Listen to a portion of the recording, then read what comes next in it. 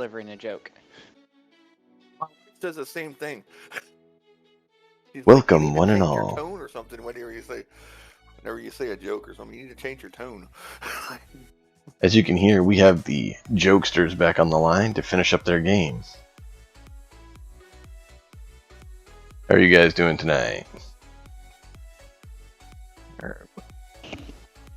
Great. All right, all right. Unstoppable force of the chipmunks. The unstoppable force of the chipmunks. And the raiders of the melee force of the raiders.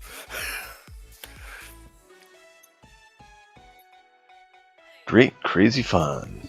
I'm about to call you Revenge of the Abused Dog. Told me I should have named it Church of Michael Vick. All right, so pick up where we left off. Again, no, nothing. I get nothing on that. The Church of Michael Vick, abused dogs. Sorry, God. no idea. I laughed. You don't know who Michael Vick is? That's fair. Michael Vick was he was like probably like one of the most famous football players of his generation, and he got busted for dog fighting and like torturing animals and stuff like that, and went to jail for like 5 years. Well, back onto the topic. It is turn 6, the top of turn 6, and so Codemaster may begin his initiation of activations. There's 2 nests remaining, and a horde of zombies still on the table. Will they survive?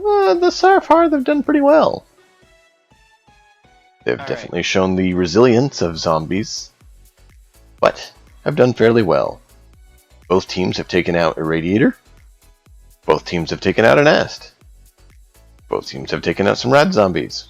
We shall see how this continues. And the heretics have got 2 waste wolves because we picked up a stray encounter, but that doesn't really. Yep. Codemaster didn't have an opportunity to take them out, so I don't think that it's really fair to count them. Yeah, they don't count towards VP anyways. Waste wolves are worth 0 victory points. Yeah, as long as they're worth experience points, that's all I care about. Because you need 1,000,000 experience points to try to upgrade your character. Try to upgrade somebody. You don't need 1,000,000. Well, you need a lot. Because I had one guy he had 4 last turn, and he was like, I was like, oh. If you want to go through the window, it has to be a strength or agility test. Just so you're aware, Codemaster. Yeah, I'm needing to find out what those rules are. Let me pull up the other rules here. There's some rules in the book, and others are modified based on how I see the table looking as a, unbiased arbiter. Uh-huh. So, my stats are... Is that a metal test, or what kind of test is that? Agility would be metal. Mm. Basically, see if you're able to... on your back line back there? Like, is that a radiator and 3 red zombies on the back line back there? Are they supposed to be there? Yeah, they Yep. are. Mm-hmm. They're moving right in on him. Really? They're working on trying to get up there and... If I could get over there, I'd help you, but I can't get over there in time.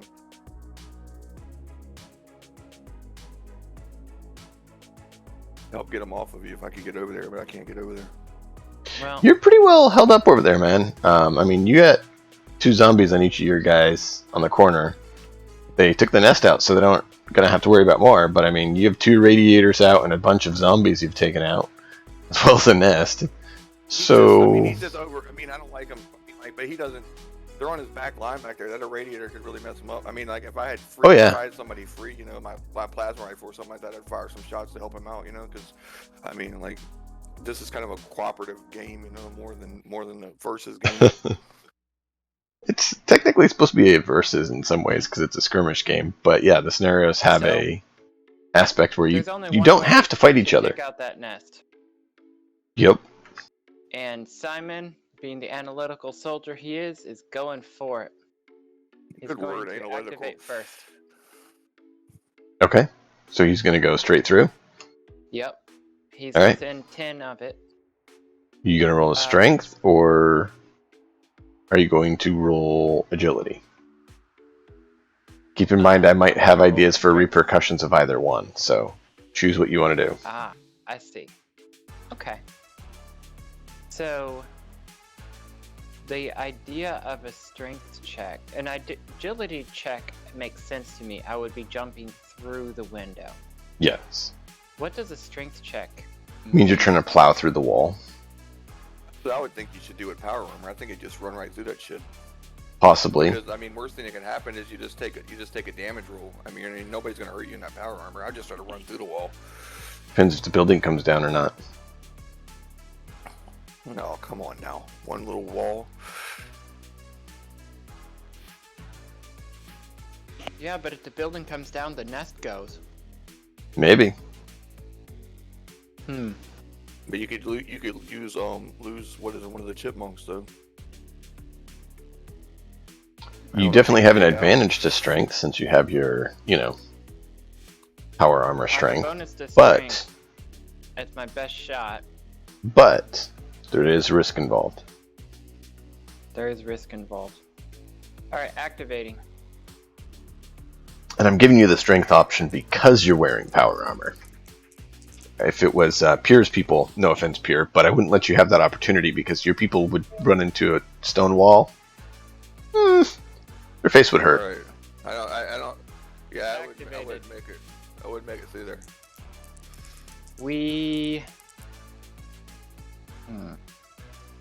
My guys would just stand at the window and shoot zombies until the game ran out of turns. Just collect experience points. Hey, it is an option. I just walk up to the window and just. Keep in mind, fire 'em. you do get a lot of Or experience. 7. This is round This 6. is round 7, right? No, 6. Oh, We just so finished. there are 3 full rounds remaining. Yes, we finished round 5.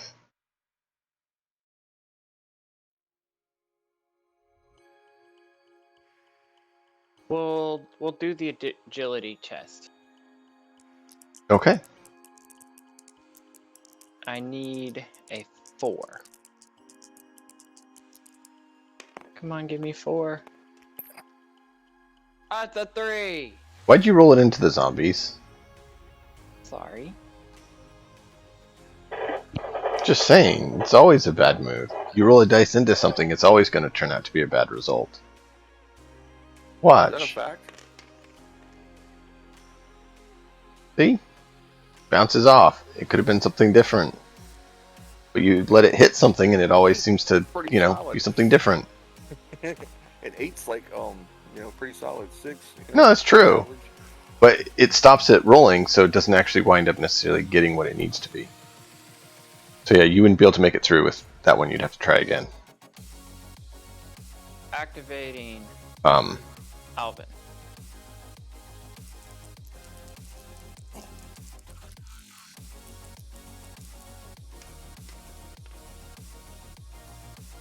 No. wow.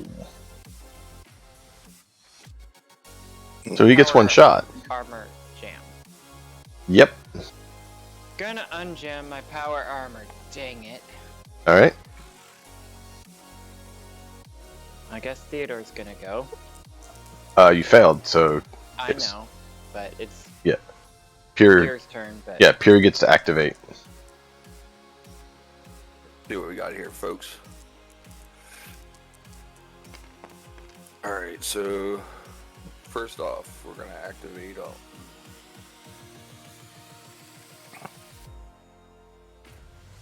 You leave everything to Theodore, don't you, Codemaster? yeah. He's hit at least 8 targets this game.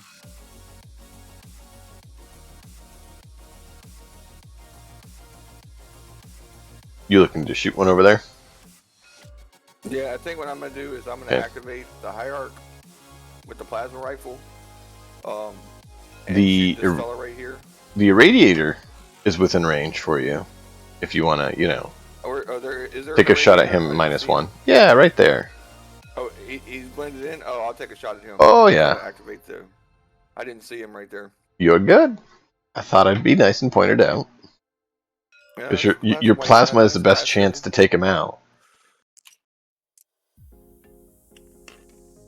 Activation Ooh. 6. That's gonna activate. Take it you're going to aim and fire? Aim and fire at the radiator. Okay.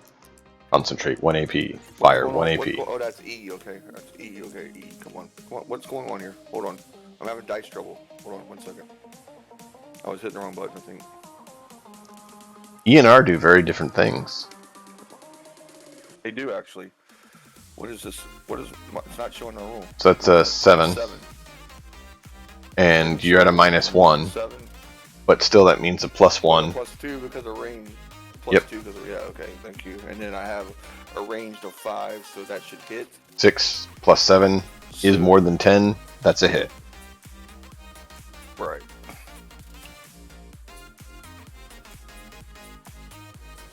Hit marker on the hierarch. So that's his For the hierarch. activation. So That's his activation. Yep. You're gonna torture Mongrel again. Absolutely. Let me see. Yeah, Poor dog. yeah. I'll That definitely- poor dog. Apparently, he can take it. Don't ever let Pure have a dog. So what? First, I have a dog. Thank you. I want to activate the warlord first. Activate Alright. the warlord.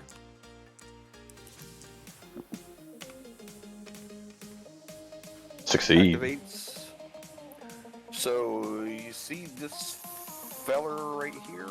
There's 2 in melee with. Yeah, there's 2 in melee with him. Yeah, I wanna try to attack that one. The one was in the middle. In melee. Wait, Okay. hold on a minute. Let me see. Yeah, I want to try to activate that. I want to try to hit him. Melee versus melee. 6. Warlord is a. It's a 13. They got an 11, so that means. Oh yeah, you hit. No idea why My it's damage popping up. is 7. So Defense rolled I have a 16. 15. Now, one for the warlord. This is the tactical question here. Can I move and get into melee with both of them if I move in between them? So Sure, you would have to break melee. to but get you away would from have to me. break melee to do that. No, I could stay in melee and rotate around. It's still moving. I would stay in melee the whole time. I would just rotate around, like say 90 degrees, and stay in melee with him, and just rotate around and then get into melee with the other guy also. Because I have a 1-inch, 1-inch range, and also it's pretty close. That's my plan at least. If that'll work. If you do that, they'll have an advantage to hitting you because it'll have their +1 for having 2 in melee with you. So it's actually in your interest to try to kill the other one so that you don't have a +1 to hit you. Yeah, I just don't want that one running willy-nilly on me, but Oh, he's heading right for you. yeah. All right, I'll just try to. Just because I know you didn't remember last turn. Last turn he was here, and he headed Oh, straight that's for another- your warlord. Yeah, that's another. Hold on, let me put this on my card. The warlord gets yet another red zombie. How many red zombies have you killed? 1, 2, 3, 4, 5, 6, 7, 8, 9, 10, 11. Dude, What about? you've killed 11 rad zombies. See the result of the if I kill the other guy. Okay, so let me see.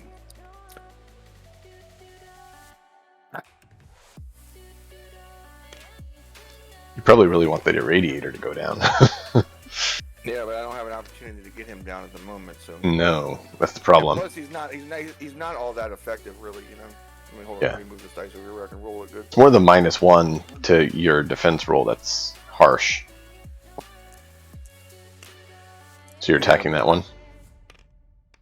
Melee versus melee? I can do 8, and melee is 7. So I'm going to be 15. 14. That's going to be a hit. Yep, Hit. defense. And then strength For plus strength. 1. What is that? I can't see it. My It's a 9. It's not producing this 9, so that's strength. It's strength 7, so it's Okay. Is that a 7, 9 is 16. 16. They got 14.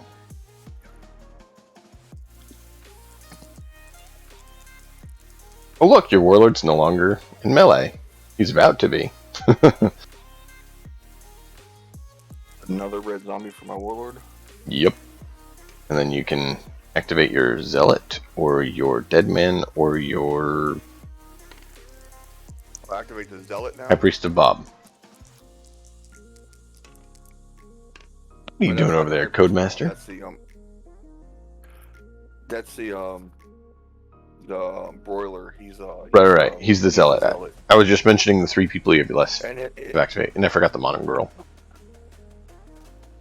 I forgot to let the mongrel get his. I guess it doesn't matter if the mongrel can still kill somebody even if he doesn't get the. Yep. Okay, so everybody's going to be hit because we've already measured that out. Everybody gets hit. Yep.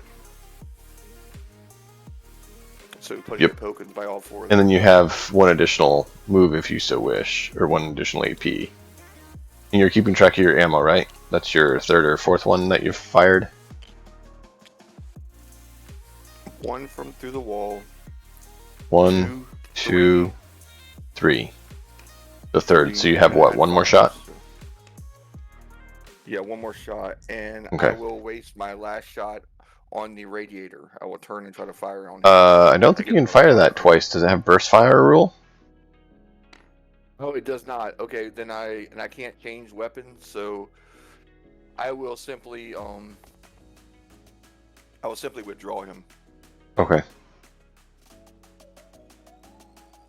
So he doesn't lose his defense and get a mutation? Yeah. Wind up with a Psyker Zealot. That's not jump the gun yet. Oh, I hope it doesn't. I'm just saying it's possible. So I'm saying it's actually not unwise to move a little bit further away. Yeah, so now I will activate the Dead Man.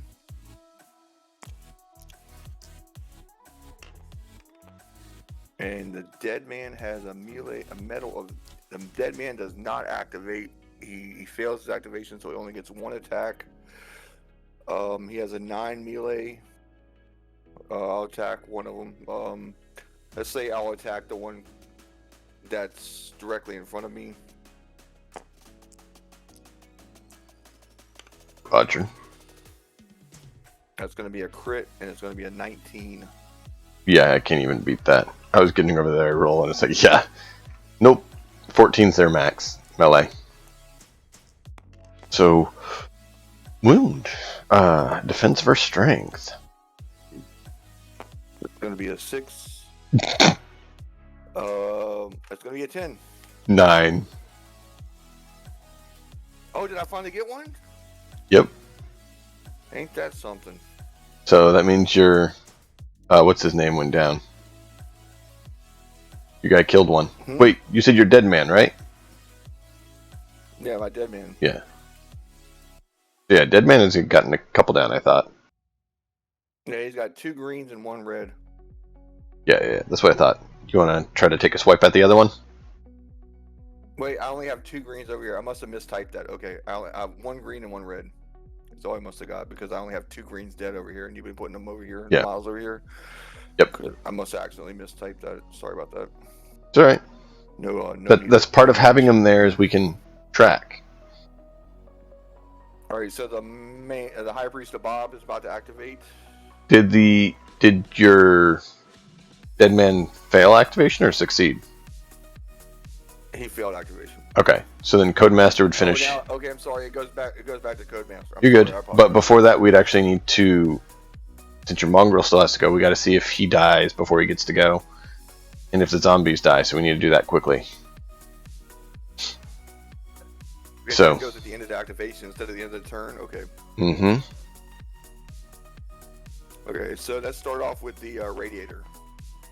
Okay. The irradiator. Got it. The radiator gets... Roll. Oh, God. You've got to be kidding me. What'd you get? Oh man! An 11. And I rolled a 3, which means he has What's his defense? 11. And I have an 11.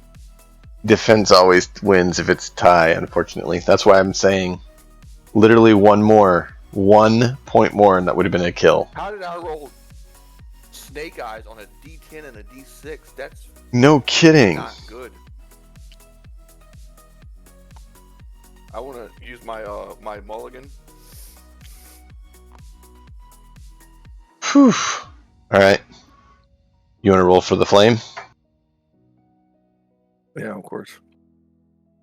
Flame is going to be strength 6. You want to do the mongrel first or the other guys? I'll do the mongrel first. Okay. What is that? A 6. Sis. Strength 6 is a 12. You want to roll his defense or you want me to? Mongrels, you can roll it. It's a 6 defense. 10, 16. Passes it. Alright. That mongrel Next zombie. Son of a bitch.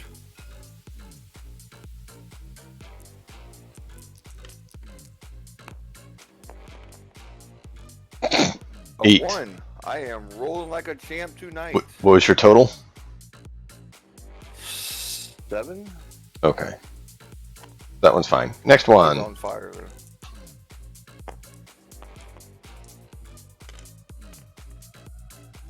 13. To the 6. That's going to be a 12. Oof. Final roll. That's an 11. And that is a 10. Dead. Mark 1 for the Zealot. That's the first kill the Zealot's got. Whoa! Codemaster, your final activation with Theodore, who saves the day and does everything. Okay, so Theodore got a 9 Okay. on his activation, which is great. And then he proceeded to not shoot so well. His first target was the old glowy guy here. Seemed like an important thing. Green knows green. Yep. Hit him. Good shot. Sprayed bullets down at the other two, but missed. Alright. That So, is the end of your turn. all of my activations. So let's So roll the hit it's on the time to- green. Yeah. Keep in mind, your strength is 7, their defense is 8, so you have to get 2 higher on the die than them. Yeah. What'd you get? Off the table. Try again. If you highlight it and just hit R, I usually find that to work best. Yeah.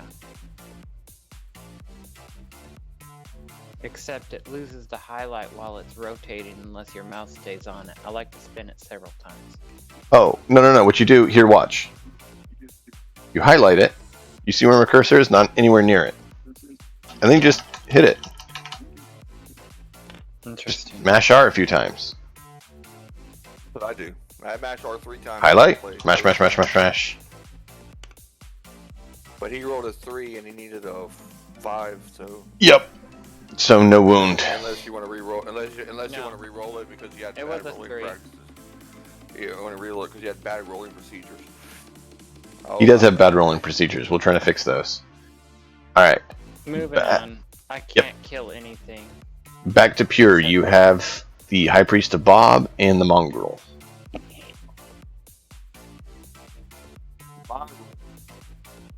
And Codemaster will buy your plasma rifle off you.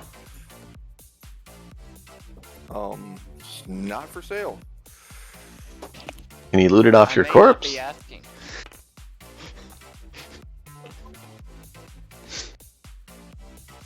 Keep in mind, a 9 strength weapon has a lot better chance of wounding you than what you've been facing. The mongrel went crazy. The mongrel's going to attack. Cool. Attack. Uh-oh. Code M. Code Mongrel, but he can't get it. He can't. He's in melee. He can't get out. Yeah. Roll your attack, or roll your activation for the mongrel, if you want, and we'll get him wrapped up. I just did. He got a 1. Oh. He's feral now. He went feral. Is that okay? So he's going to attack your team. But he can't get to him because he's Right. He's locked in melee. So he has 1 AP. What does it say he does when he goes feral? He would attack my team, but I don't. He Right. can't get to my team because he'd have to break melee. So Then have him just attack one of those two there. He's still engaged. It just means as soon as he's out of engage with them, he'll go for your people. I really got to kill him. You do have a plasma rifle. 1. That makes what total? Let me see. That makes an 8. This dice is gone. I threw it away. It came back. Hold on. No. Son of a bitch. Dice is cursed. Alright, yeah, you probably missed because they got a was 13. It's an 8, yeah. Yep. So that's not going to work. Well, activate your last guy. Activation. Does he have anything left? Nope. So is it, I just got the High Priest of Bob left. Yep. The Bobite is left. That's an For activate. some reason, my thing is not. Yeah, It's a 9. office AC's not on. Thank you, baby. You're welcome. Oh, that was really cute of you. Sorry. I'm sleep deprived. You said it right after I told you the number that was on the die. It's a 7, that's a 10, and 11, that's a good. That's a 5 to block you. So let's roll wound.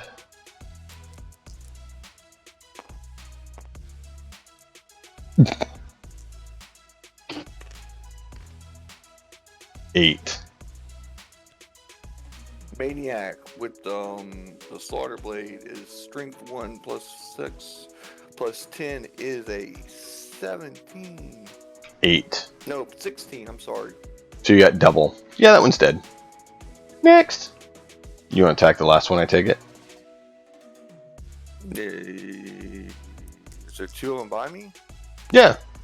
We took one off and now you have one left. I took the one off already that you killed. Okay, let me put another one down for this guy. And then I rolled their defense roll. Not defense, their melee roll to defend against your attack. So see what you roll for melee. It's going to be a 14. 7. 14, okay. You win. They got 10. So defense.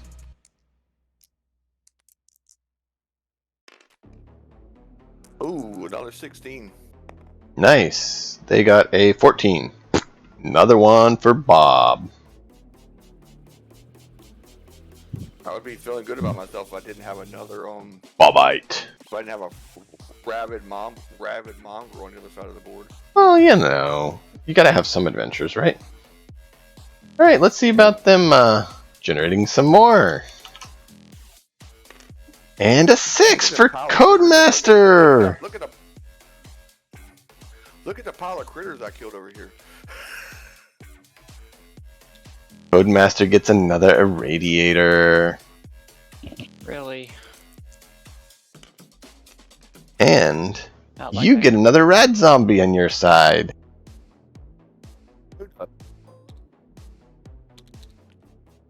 With a 1?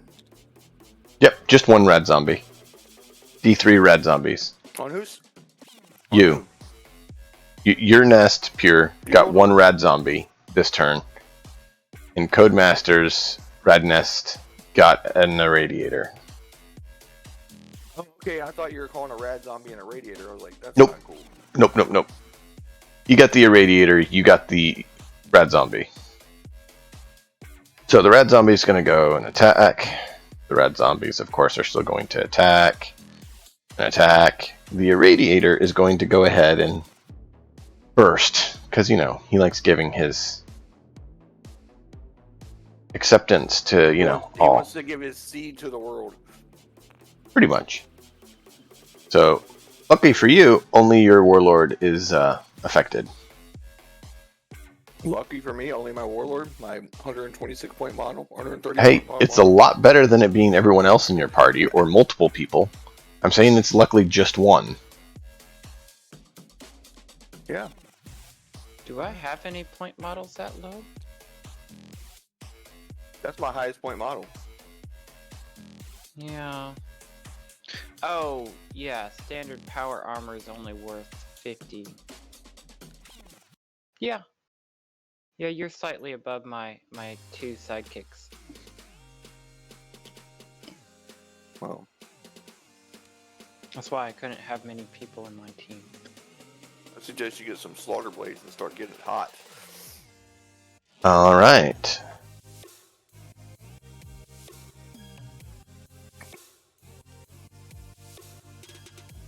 All I gotta do is build a gym for my base. I get +1 melee for every person who stays behind and gets that. Ooh. Dead man with a 10 melee skill.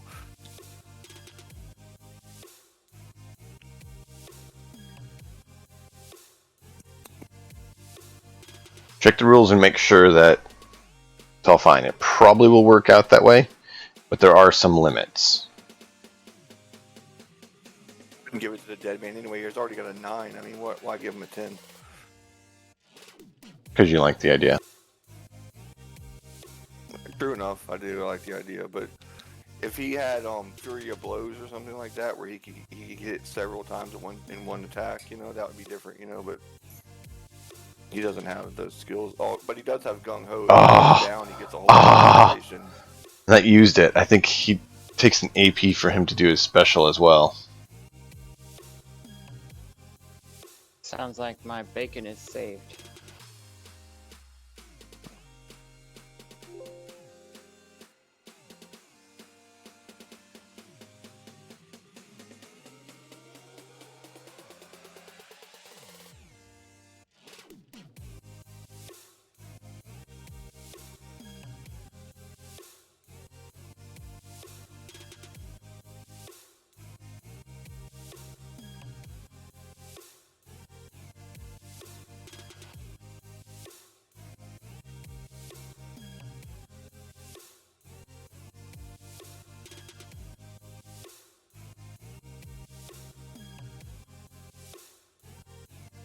My dog has a bark box. It costs me like $30 a month, and he gets like 2 toys and 2 things or whatever. This month he got like an ear of corn toy and it's like a conch. You can put peanut butter and stuff in it, but it's like looks like a turkey, you know. So I gave it to him today for Thanksgiving. I stuffed it full of peanut butter. He's really excited. Mm-hmm. Nice. I'm trying to see if the radioactive requires an AP to do, because I want to make sure I'm accurate with it. Yep, takes an AP. Man, I can't irradiate you. Hey, for Master, they have a bark box for cats too. I can't remember what they call it, but it's similar to the bark box. It's made by the same company. You get like 2 bags of gourmet treats and All right. special fruits and stuff, whatever. Warlord will need to do 2 We talking about pet survival. Toys, you know, pet toys. What's that? 2 survival. 2 survival checks for your warlord. Gotta find El Daiso.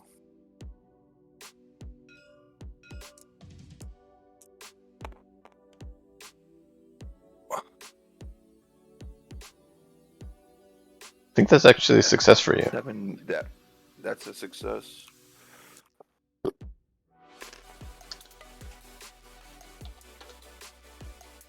2 successes, yeah.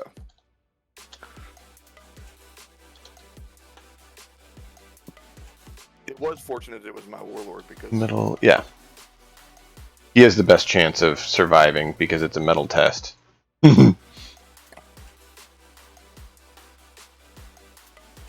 So he just shrugged it off and was like, I've seen worse radiation. Okay, can you take the dog out? Thank All right. And then Mongrel oh, actually, we'll do your Warlord. We're only on. So they're going to try to hit your Warlord. So melee What, man? check. The Rad Zombie is trying to hit your Warlord. Did you leave the door open? I'm sorry, what? I'm sorry, I was trying to get the dog taken out. You're right. They rolled an 8 on their melee, trying to hit you. On the dog? Your Warlord. Dog's next. Oh, my Warlord? Oh, yes. Probably have to roll like a 2. 7. Yeah, you're fine. Dog's turn. I choose not to defend with the dog. Gotta roll his defense, his melee, because he will do it anyways. Either you can, or you can have Codemaster take him over. A 1! And they rolled a 6. So they got 10 versus what's his melee? Probably not a 10 with a 1. 7. Yeah, so that's an 8. 7 So that's a hit. Strength versus defense. Roll his defense. See if he gets zombie food. 1 makes a 6. You roll a 7. Yep, he ignores it. Second hit. That's a 12. That's, Mongrel, that's a 9. Okay, so that's another hit. Let's see if they bite him. That is a 6. 6. What's your Mongrel's That defense? should have been out of action right there. That should have been out of action right there, right? Yeah. I don't think you can fail that, because you have 5 defense, at least. No, I mean, I failed it already because I had it out of action. I mean, like, whenever, just a minute ago, he hit me, and then I rolled underneath the 12, so he should have been on the strength test. I should have been out of action. Oh, no. He failed to wound you because he had a 1. Both times he rolled a 1 to wound, which means a total of 6. What is your dog's defense? It's a 5, 6. Yeah, so since he has a 6 defense, if they roll a 6, he doesn't get hurt. They didn't roll enough to hurt him. Neither one of them suckers? Nope.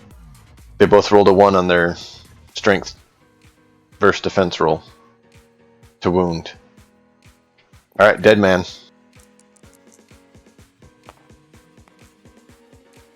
They roll a 14 melee on dead man. I tied 14. You win. No, I do not. I do not. Hold on a minute. Nope. Melee 7 plus 1 is a 9. I'm sorry, I rolled a 12. Okay. And that's a hit. So now we roll strength versus defense for wound roll. They get a 7. Right now. What's your defense? 7? My defense is 7 at the moment, but Then don't even bother rolling. They 6. can't wound you because they rolled a 2, so they got 7 strength hit. So if your defense is 7, then they can't hit you because it was 8, wasn't it? And then you went down to 7. Right. Okay. Codemaster, are you ready? 13. That's one more turn I don't down, know right? what's about gonna happen. Well, I don't know. Did I take any hits? Alvin is getting That's one more attacked turn down, right? twice. Okay, I didn't hear that. Can you repeat? Alvin is getting hit twice. Attacked twice. Okay. So we need to roll 2 melee checks for Alvin. Gotcha. First, melee check. Alvin. Okay. Ooh. Yeah, 7. 5. Second melee check. Okay. 12. You're fine. Theodore! Naturally. Oh. Theodore has 2 on him. Uh-huh. Theodore.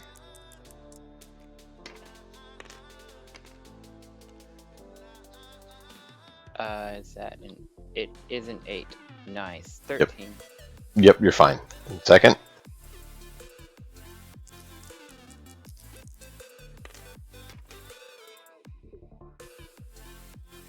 Can you beat a 10? 8.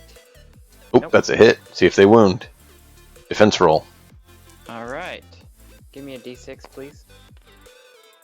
They got a 15. The max they can do. Well, that's still a decent chance that that's gonna hit. You mean wound? Wound. That's a 15. Yes. So yeah. I need one of these to be a 5. A 5 total, or Yes. yeah, Because I have a 10 plus d10 or Yeah. d6, whichever Right. is higher. I see. There's a shot. There is. We'll see. I've got a better than 50% chance of not losing him, but let's... Oh, that's a 6. 6. Awesome. 1. Ah. Power armor saves your hide. Yeah. Oh man. Oh man. I was worried for you for a minute. He gets to roll a d6 that can replace the d10 roll if it's higher. Yeah, I remember. So usually it wouldn't be beneficial, but in this case it was higher and it saved his hide. That's great. No. Yeah, So they just wallop him. And the power armor's like strains into the hit, and you're just Can you make that sound back again, up. please? Nope, it's only one time. It was pretty good. I agree. It was really convincing. What turn is it? You can ask my wife, she gets annoyed. Things only happen once. Nope, I said it, not saying it again. This stream is going dirty now. I don't repeat. Alright, so that's... You know who Asmongold is? Nope. Asmongold. Turn 7. Codemaster. He's a Alright. streamer. He's a streamer. He's like a millionaire from streaming. He's a WoW streamer. There's a clip of him, and he's like, if I had a girlfriend, I'd be playing more because I'd make her go make me a sandwich. And now he has a girlfriend. And he's like, delete that clip. Don't play that shit. Alright. So, I'm going to once again attempt to move through that problem. Alright. There you go. You get to go into melee with the radiator if you so choose. No, I'm going to smack the nest. Strength test.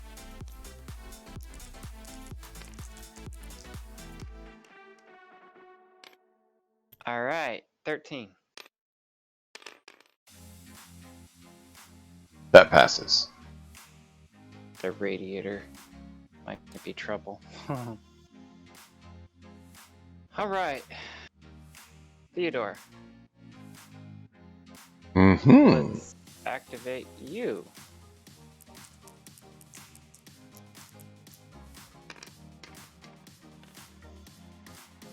Try Remember, that. highlight and hit R. Fine.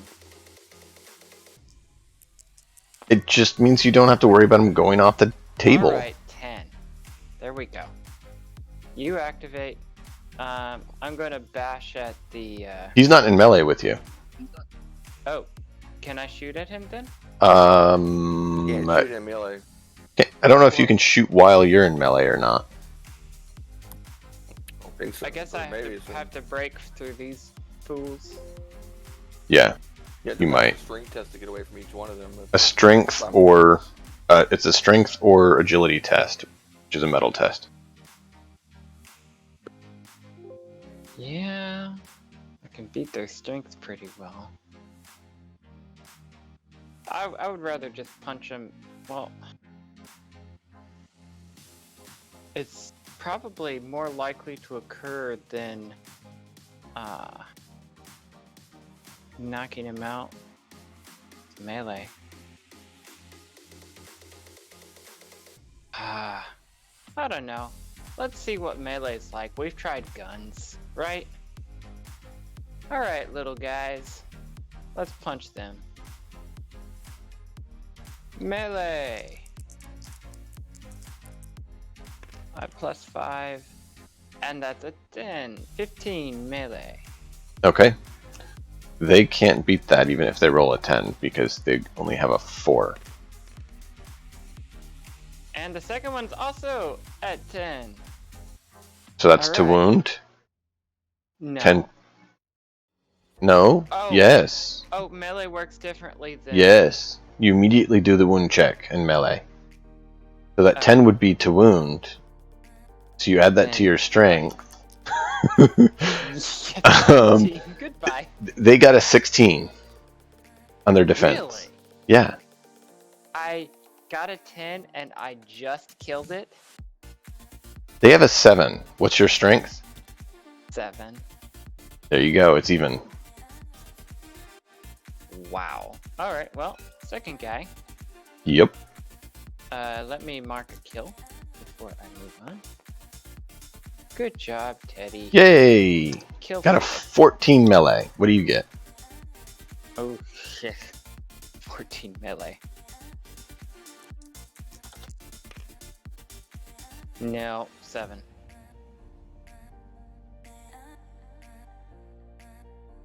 Alright. Alvin. Activate. Nope. What's with him activating and breaking his power armor? He broke his power armor again? Back at base. Wow. Like the third time this encounter, his power armor has broken. He fixes his power armor. Like That's he couldn't do crazy. Anything else? Okay, that's me, I guess. Maybe I'll kill the nest. I do need more guns on the ground. This is not working out.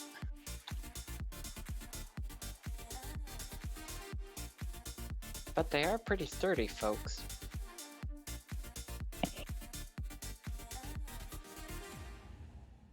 So firing into melee, you randomize who actually gets hit. But it didn't say anything about firing while you're in melee is what I'm trying to find. But I haven't found anything yet. Basically point blank shot. Yeah, but if you're in melee, can you shoot across the room? It doesn't make sense to be able to do that. I don't know. Because if you're thinking about, if you're in a fist fight, can you pull out a gun and the guy's still punching you in the face and hit an accurate shot? I mean... Yeah, they do make you make a melee check, so you're actually in a fist fight. Ish. Or something. Yeah. I could buy that.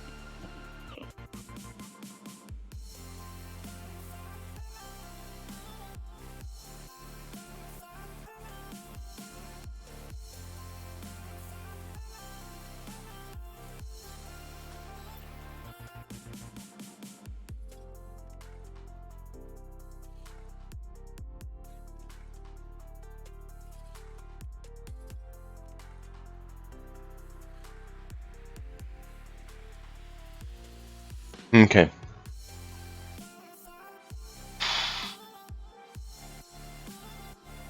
Yeah, I don't see anything else that would say whether you can or not. Go ahead and start going pure.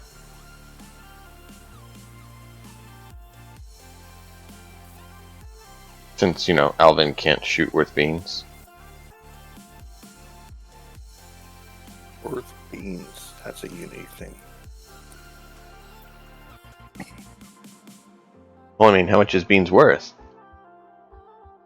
Well, a hill of beans doesn't count worth anything, so... There you go. Alright, here we go. Activating Warlord.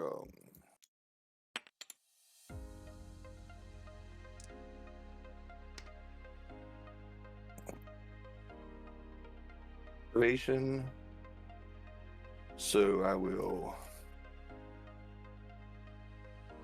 attack the jerk guy in front of me.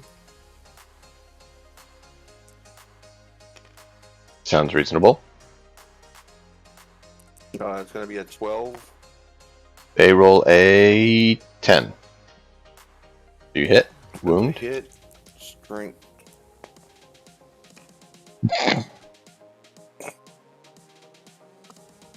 Would you roll for your strength? 1, 7, it's 11. Then you're fine. They rolled an 8.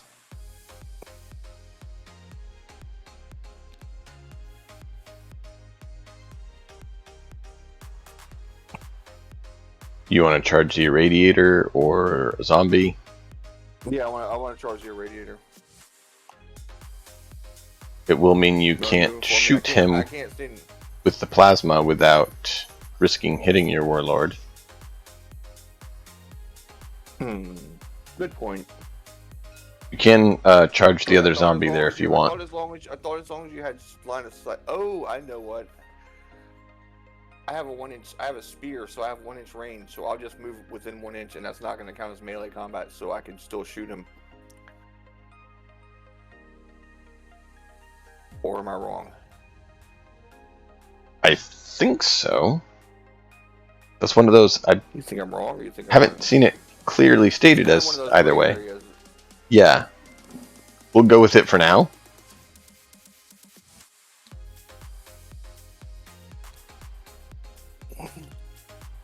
Because it wouldn't be standard melee range, so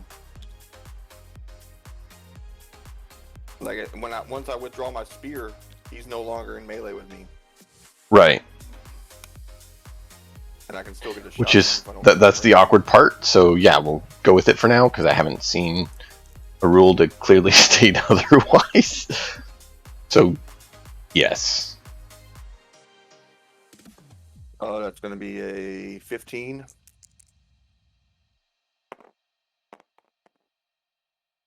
Aw, 11. So you hit. Let's see if you wound. Ooh.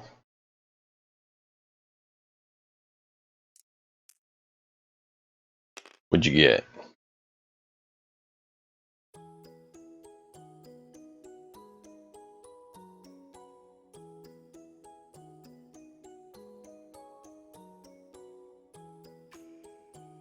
You got 5 on the die plus what?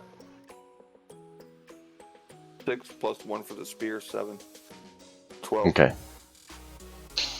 18. He had an 18. Yeah, he rolled a 10 on the die.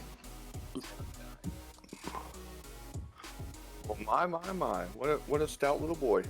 Right. The hierarch with plasma rifle. Activate. Yup. Activation. Shot. Yay. Aim. Shot. Hits. Damn it, I wish I'd have rolled one more. Yeah, right? Okay, That would have been now nice. To wound. Not yet. Then I get a +2 for damage. Oh yeah, he gets That's a lot after. for it. Yeah. Yeah, no, I know. That's why I said it would be nice for you to get that crit. Broiler. Okay. Oh, Ooh. wait, that might not activate. The broiler an elite? Nope, he gets a medal. He has a medal of 5. Fail. 1. Fail. And he only has a strength of 5, so and he needs 2 points to go on Overwatch. Yep. For 1. 2. 2 AP to hold. Which is Overwatch.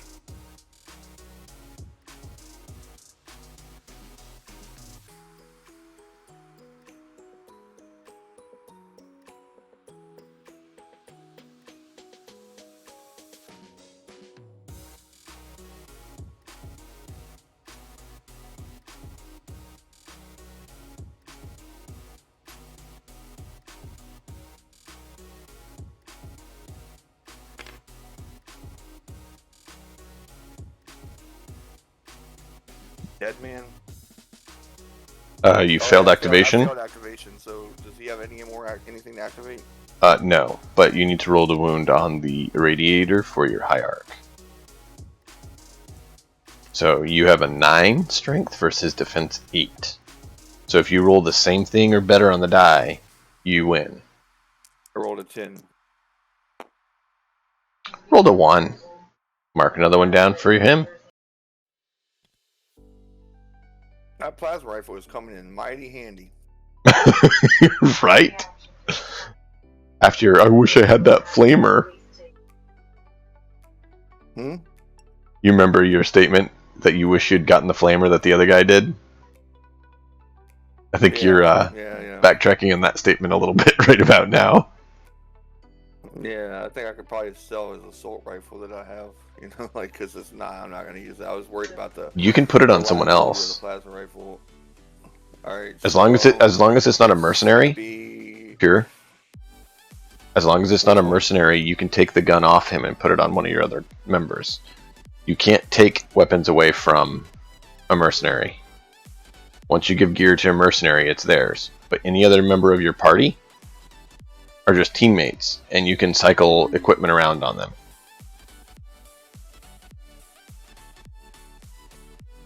So you could take that. The dead man is Slaughter Blade, so. Yeah, so he keeps it. Off the guy that didn't come, so. Right. So buy another weapon for him, or if he has decent range, you can give him that rifle. I know he carries a shield. He's meant to carry. He's meant to be melee. He's a melee guy. He's got melee skills and stuff.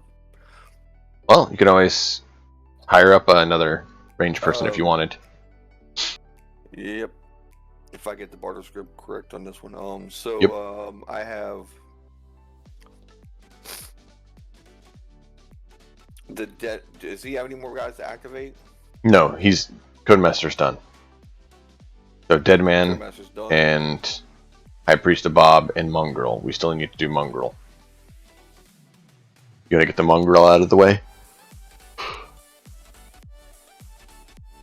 Yeah, well, the mongrel's actually you're in control of the mongrel now. Actually, I mean, I can, unless I survive the battle. Yeah. With him. I mean, if he survives the battle, then he goes non-feral. But right now he's feral, so you can roll for him actually, unless you want me to roll for him. I figured I'd let you roll for him so you can, regret your choices. Of beating the dog to death. I mean, beating the dog and starving him and all that stuff. Why would I regret that? He's a very effective tool. Success. The mongrel activates. He's locked in melee, so he'll just attack them. But he's locked in melee combat, so he's going to do this. 7. 6 and 7 is 13. Get it. Roll the wound. That's 7 and 15. 12. So mark another one down for the mongrel. My mongrel's going off.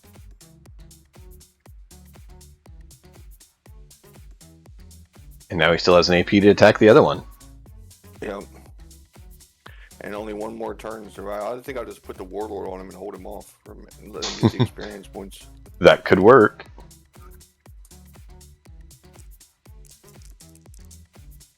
Come on, roll. Thank you. 1. An 8. So that means 12 versus... I don't think yours is 12 with a 1. 8. No, it's going to be 8. He's still locked in melee for you. That failed. It's another turn. Perfect. Perfecto. Alright, so we gotta roll. You don't have long till the end of the game, man.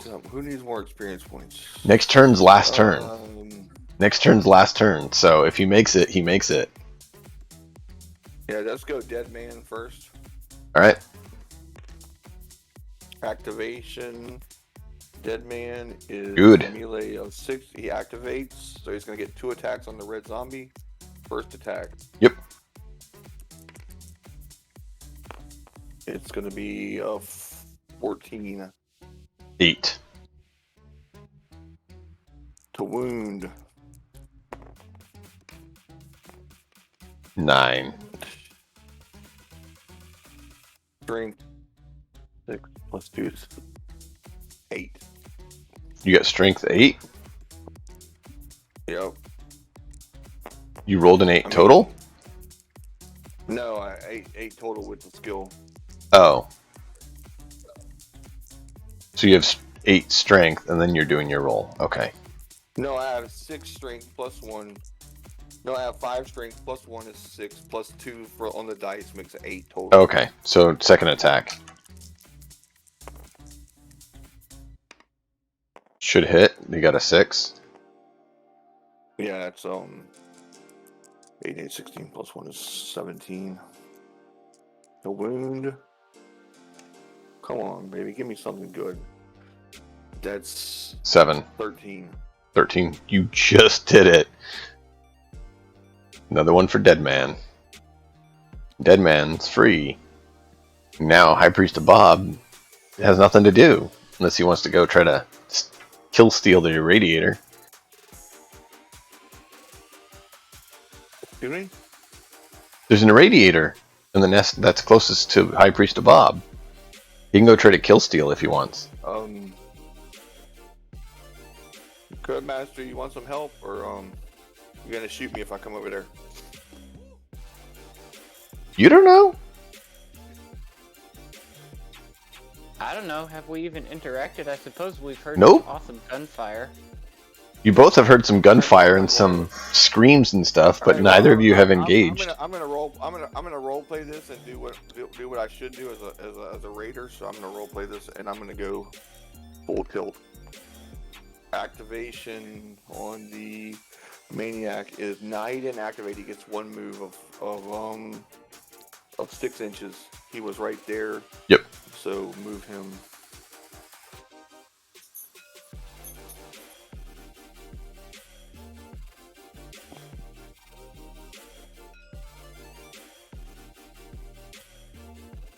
That's good right there. Yep. There you go. It's my turn. Just makes the last. Their turn. And then we go into final turn. 4. 2 more of them. I rolled your... Ooh, no!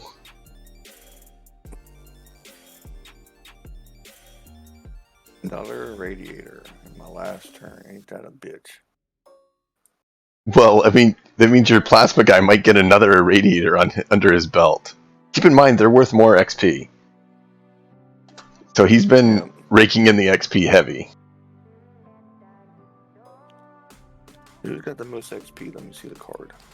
Probably him. 1, 2, 3, 4. The Warlord has 1, 2, 3, 4, 5 red zombies.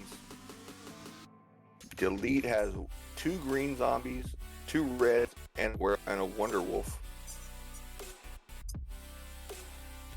The Maniac has 4 red zombies and a nest.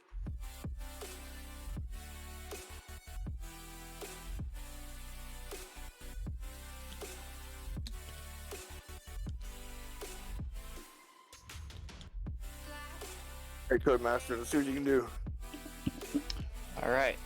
Are we back up to last round's activation, huh? Well, I'm gonna... Once they go, you are. Give me a second. They're finishing their movements and preparations. Simon's pretending apparently that he's immortal over here. Look at that! Alright. He's kind of has a bit of a crowd coming on him. Played this round wrong, but that's okay. I'm so annoyed that we can only move 5 inches. How are you supposed to take out 2 nests if you can only move 5 inches? Gosh. It's supposed to be a challenge to take out the nests. The nests are worth quite a bit. Yeah, but, I mean, stop thinking about the metagame. The only point is the nest. These things spawn zombies. What does it matter that we killed 10 or 20 zombies? Yeah. That's what my Sort guys of. see. I'm like, Yeah. alright, these things spawn zombies. Clearly, it doesn't even matter if I shoot these things. Alright. Who wants to go first for taking their hits? Simon. I'll take my licks. I don't. It's Simon? I thought Okay, it was- Simon. I need 2 survival rolls from you, which is a metal Sorry, test. is that a medal? Yes. That's The green guy screams and bursts out radiation, just seeps out of his pores in a gaseous cloud around. That's not good. Roll a d6 as well. because the rules don't have it. But I think the suit should give some radiation protection. So if it works the same way the other one does, that's a 10. Yeah. Okay. Yeah, you'll add your metal instead of your defense roll, but other than that, I think it should work kind of the same way in my mind. Against hazards that it would be built to be used against. Yeah, actually, you know what? That makes a lot of sense for the What was your metal then? mechanic. So the total would be 10. Okay. Because my Yep. D10 was a 2 and the D6 was a 4. Yep. Roll another. Okay. The same kind? Exact same. Ugh. You have to take 2 tests against radiation. What? Look at that. You need to subtract 1 from your defense for the remainder of the game. If your defense gets down to 0, you die.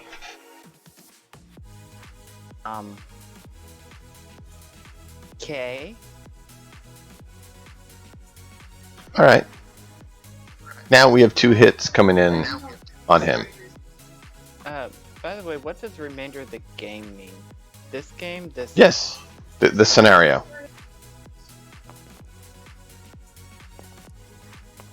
So 2 hits coming in on him. Are you ready? Sure. Are these melees? Yep, melee. Okay. First and second, let me know what you got.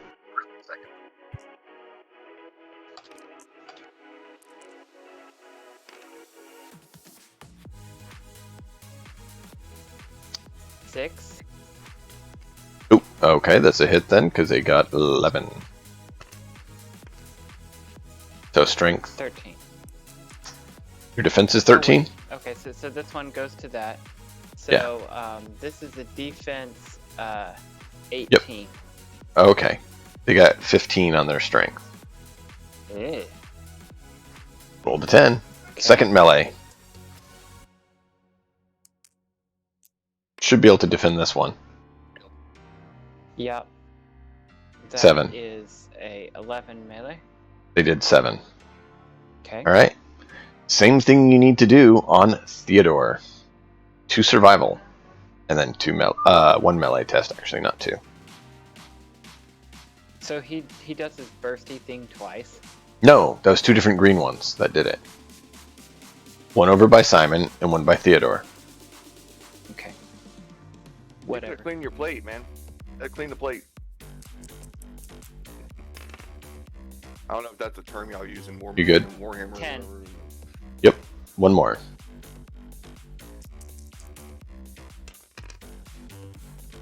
You're good. Lovely good. And 1 melee. You armor. 1 melee. Beat a 7 and you're okay. We're good. 2 of them on Alvin. Alright. Melees? Right? Yes, sir. Always melee. Ooh. A 15. Alright. You got a 15? Defense. No. Oh, I you- got a 13 13. Okay. on melee. Defense? Let me pull this thing because it could matter. And it does. Oh, look at that. Defense 16. 11. Okay. You're good. And then second?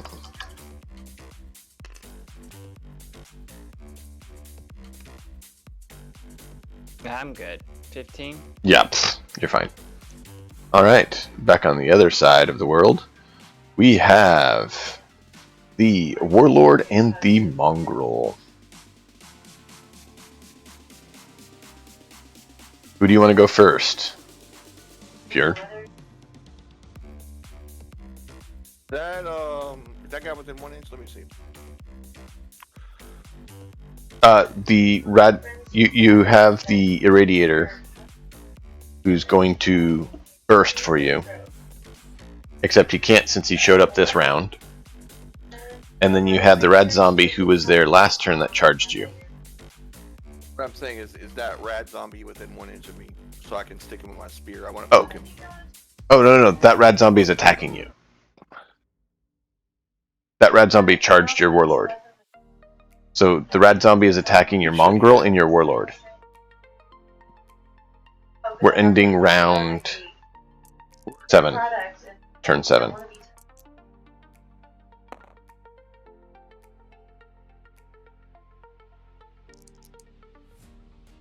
$10. 14. So he hit. Let's see if they wound your warlord. No, this was against the mongrel. Oh, so the mongrel hit. Okay, well that's fine. So let's see if the mongrel gets wounded. Roll defense. Nope. That's 9. Be, Oh, nope. 15. Alright, let's do your warlord.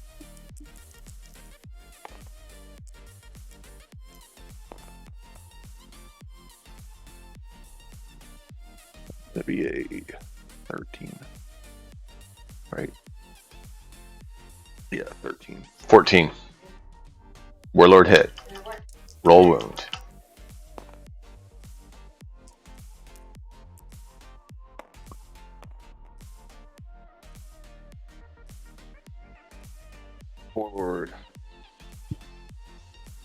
Warlord gets a 9.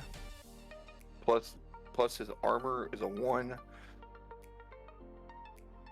So he's gonna get a 10. A 10. 11. Warlord takes 1 wound. The warlord has 2 wounds. dose wounds. That's not good. Mm-hmm. We need a warlord funeral. Which means you need to take a morale test.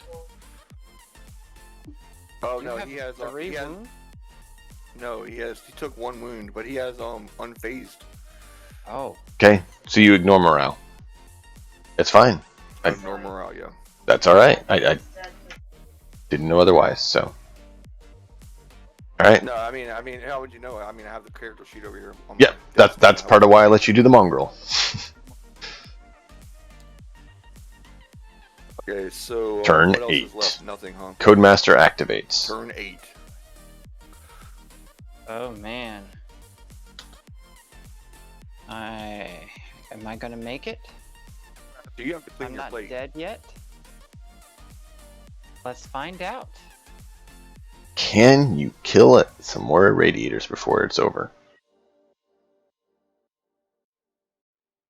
Well, Or, I mean, the nest. I'm going to make a strength check against the nest. You want to activate first? Yeah. Sure. Sounds Hold okay. on, let me do the fancy roll method. Probably. It just There we usually go. works better, you know, not going off the table. Yeah, look at that. All right, activate. Yep. Strength check against the nest.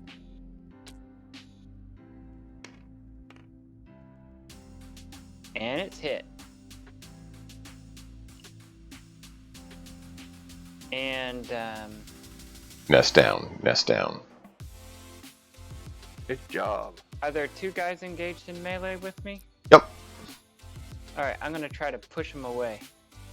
Oh, you could have done that when they attacked you. So it's the last turn. It's the last turn. Kill him. Did you mean to do that when you... Yeah, but what? Did you mean to push them away when they failed to hit you? Or when they hit you and failed to wound you?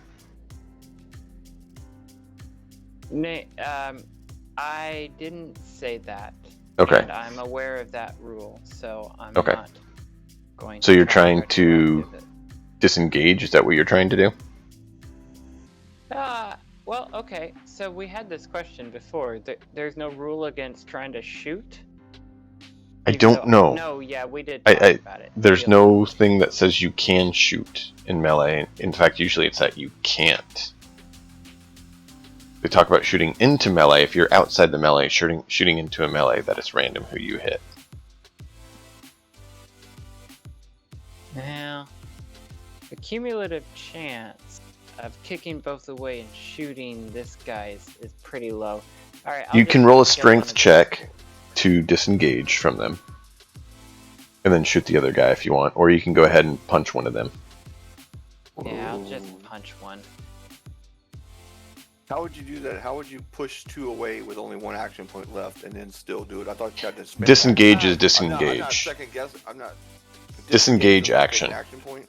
A model in base contact with No. enemy may attempt to disengage, but must pass an agility test or a strength test. Player may choose which test to use to do so successfully. Failure means the model fails and forfeits an action point. Success means they may move away with no repercussions from the enemy in base contact. Okay, well, that's handy. Question. Have you been doing the mob rules where multiple melee... They get +1 for opponents each get... engaged, yes. Okay. Because I remember before... That's how they got a 15 on their melee. Because there was 2 of them. Okay. They can't get a 15 if it's not modified. Yeah, it seemed kind of high. Alright, let's just try and melee one of these guys. Hey, melee! Let's do it. Let's do a strength damage. Well, I gotta see if they block you first. They got a 10 on their melee. So yeah, you hit. 13 passes that. Yeah. And then Strength, for your 15. 15? Okay. Oh, 12. Okay. So... Rad zombie for him. That's his turn.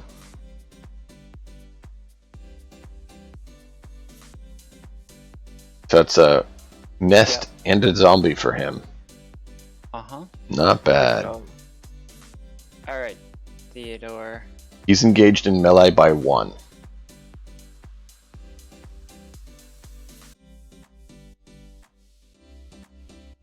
And Alvin has 2 in melee with him. Theodore's going to do a strength test to disengage.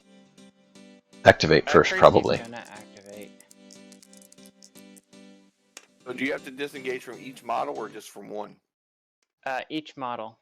Each? It doesn't say that, it just says you have to do it. Or is the test +1 for each? It doesn't say that either.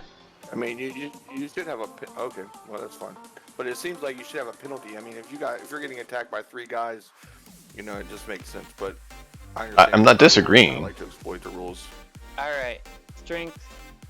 15. Multiple has to only take the agility or mental test once, but each model gives it a -1. That mob up tactic really is the thing. There you go. So I put it in chat. Strength attack. Or disengage action rather. It was on the other column, so that's why I missed it the first time. Sorry. Alright, so you disengage. Yeah, and then I'm gonna burst fire on that green sucker. Okay. So roll your disengage, strength or agility. I did. 15. Okay. 15, yeah, you're fine. Even with a -1, that's still beyond 10. Yeah. Alright, sucker, we're going down. Same target. I'm ripping holes in this guy. Where's my 3rd dice here? Oh, I didn't copy everything. No. Alright.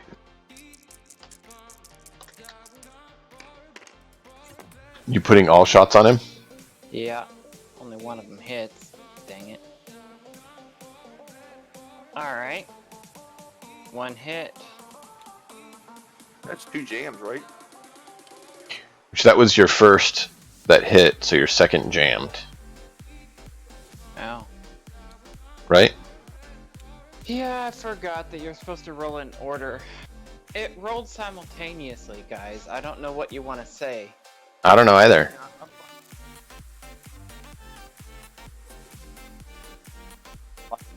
That he jammed after he got his first shot. You can cool with that. Okay. I mean, if it was at my guy, I'd make you re-roll. But if it's at the NPC, I don't care. So 2 hits. Jam on the 3rd? It was a 1, 1, and 6. Oh, I thought it was 7. So really, Okay. jam. It doesn't matter. 1 hit. No. and Alright. then Alvin activates.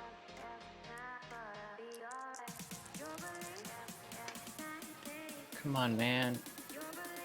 That activates. Yep. And He didn't get a 1 this time. Let's punch these fools out. He's just gonna melee them? Yeah. I thought he was gonna move and burst fire your irradiator as well, but hey, that works. 3 plus. You'd be shooting a melee. That's a 6. Alright, first melee. They rolled a 1. Rolling.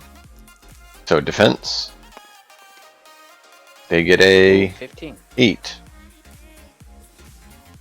That's one down. Kill. Second melee. Yep.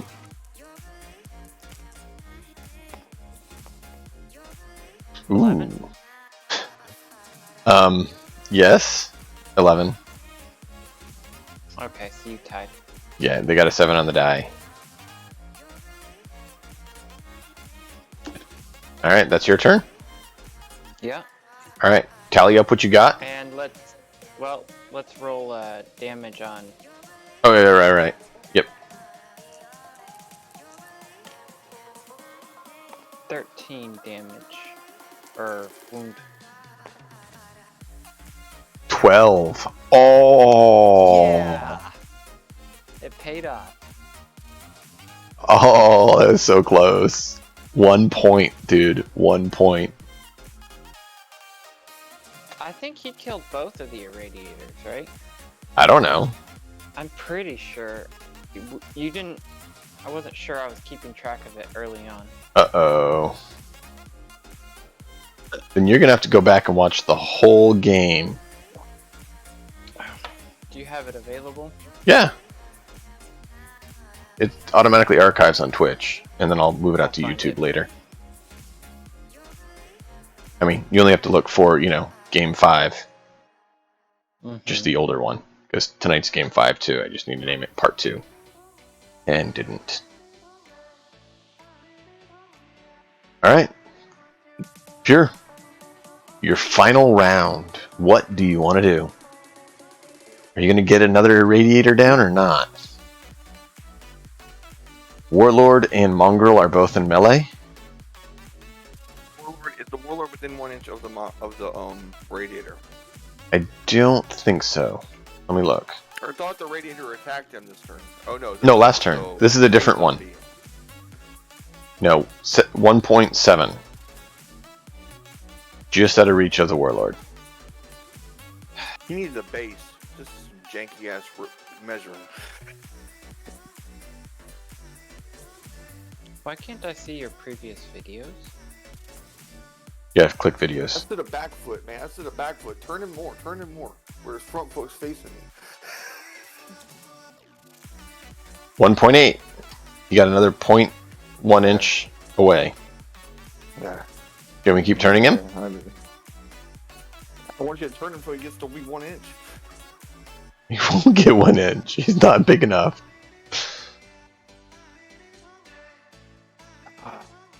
I just want your high art to become the new Warlord. I will activate the high arc. It would be really funny if your high art gets enough XP to overtake your Warlord. He doesn't activate. He fails his activation. Aww. He just gets 1 shot. No. Yep. 5 and. What'd you get? Should be like a 10. a 10. Yeah. Okay, let me see. Is he in cover from you? You know what? He's not really in cover from you. You can shoot right through the window at him. Alright. Okay. The other ones were mostly covered, which is why I gave the -1. But that one actually is seen straight through the window. Take it. Take any little help I can get. All right, Yep. So you failed your activate, so you gotta roll on him right now. Okay. You failed your activation. No problem. That's the way the rules are said to be. Yeah, I know. I'm saying no problem. I'm rolling right now. Actually in your interest, which is kind of funny. Oh God. A 1? Are you joking me right now? That's a to 10. 15. Man. Well, Wolf. maybe your flamer can do it. I'm selling wolf tickets over here, folks.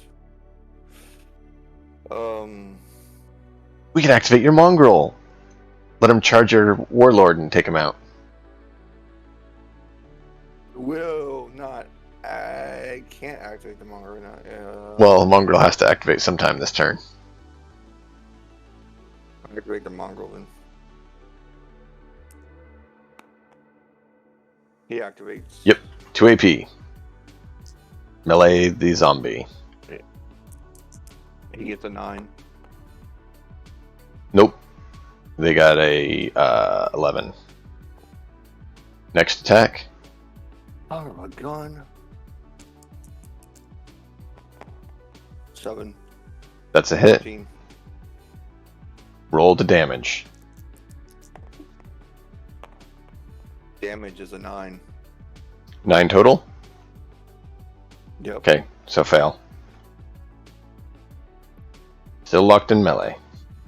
At least he didn't get to maul you.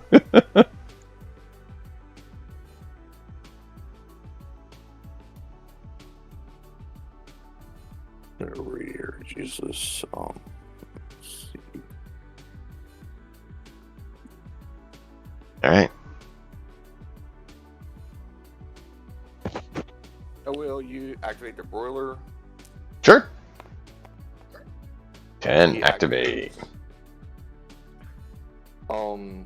You want to toast the warlord? No, I'm just gonna toast Irradiator. the green guy. Yeah, that's the irradiator. The irradiate. That's a hit. Can I catch the other guy? You would have to then roll an agility test for your warlord if you want to do that. I'll pass on that. It's your choice. It's probably not a bad choice. Alright, I'll activate Warlord. Didn't think you want to risk taking your warlord out of action. No, he's gonna activate with 2 attacks. Not this close. Alright. Oh, first attack is a... Did you roll that? 8. I didn't even see the dice move. Alright, I'll roll again. Just asking because I didn't see it move. I barely flipped it, but Oh, okay. I'm willing to concede that I rolled a 1. So.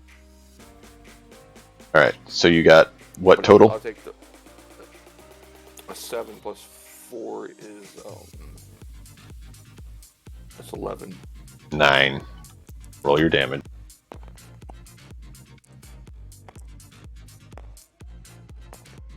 Get up in the air. I like it when you roll high up in the air. That's a 5.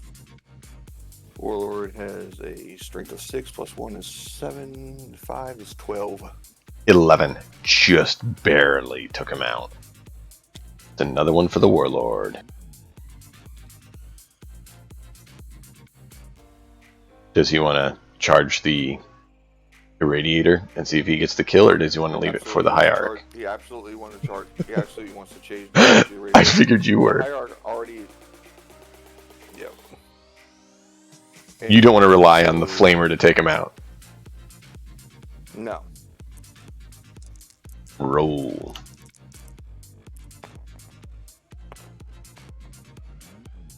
What is that? So. 12. What'd you get?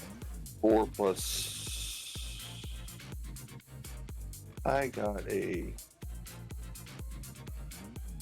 11. Oh. They got a 12. A wheel. Okay. We tried. I will pass these 2 guys. Just gonna pass? Okay. Because So let's roll your damage on the irradiator from your flamer. See what you can do. You have a strength what on the flamer? 5 or 6? 6. 6? Okay. So you need to roll 3 more than they do on the die. Nah. Rolled the same, so he... No. Alright, gentlemen. He also has to take a flame. He also has to take a flame test, doesn't he? Yeah. For the D6 or whatever. Okay, so he failed. So roll a d10 and a d6. And add them together. That might be a decent roll. That is an 11. 11. 11. Nothing happens. All right. All right, gentlemen. You know what that means? That's That the is game, huh? game. That is game. Tally your victory points. And then we'll also do experience points after that, because we need to know who has the most VP to know who gets what for XP, because that's one of the values. Let me know. Alright, so taking a zombie out of action, 1 point. Taking a radiator action, 2 points. A nest, 3 points. So 6, 8, 10, 11, 12, 13, 14, 15, 16. Codemaster has 16. Can you count mine up for me? Because it's easier for you to count them. So you have 3, 6, 10, 11, 12, 13, 14, 15, 16, 17, 18, 19, 20, 21, 22, 23, 24, 25, 26, 27, 28, 29. That's victory points, 29 victory points? Yeah. Dang. 16 to 29. I think we know the answer there. Good job, man. Thank you, sir. You did Now. a fine job too, you survived. Yeah. I mean, For- that's all I try to do is just survive. So, you get 2 for being in the scenario. You 2 get, XP. yep, 2 for destroying a nest. You get 2 XP for destroying a radiator. And here, your warlord gets 2 XP for having the most VP. You had the most So victory it's points, gonna be- therefore you get the additional you 2. get two for every red zombie. No, a radiator. Red zombies are worthless. What? That stinks. Enemy models are worth Can't be something. red zombies are worth. Huh? Enemy models are worth something, but Yeah, wait. zombies, it says, aren't worth anything. The nest and That's irradiators are What worth about- something. What is the nest worth? 2. Tell you what, for every 3 of the rad zombies, you get 1 XP. To follow suit with the previous mission.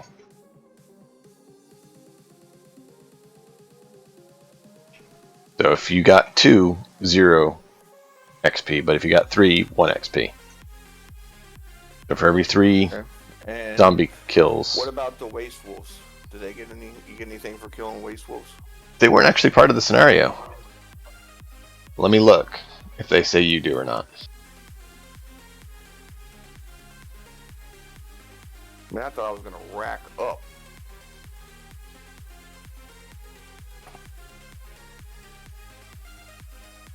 Well, Theodore did pick up a fair amount of XP there. Killed 2 rads.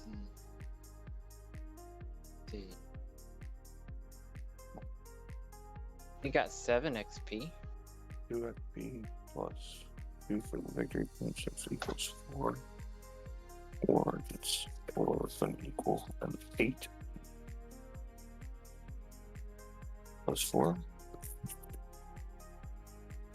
Plus 4, okay. Elite. He's going to get 1, 2, 3, 4. If the waste wolf counts as 1 zombie, then I can use that as an experience point because I'm one red zombie short of experience point. I don't know if that matters. I don't know.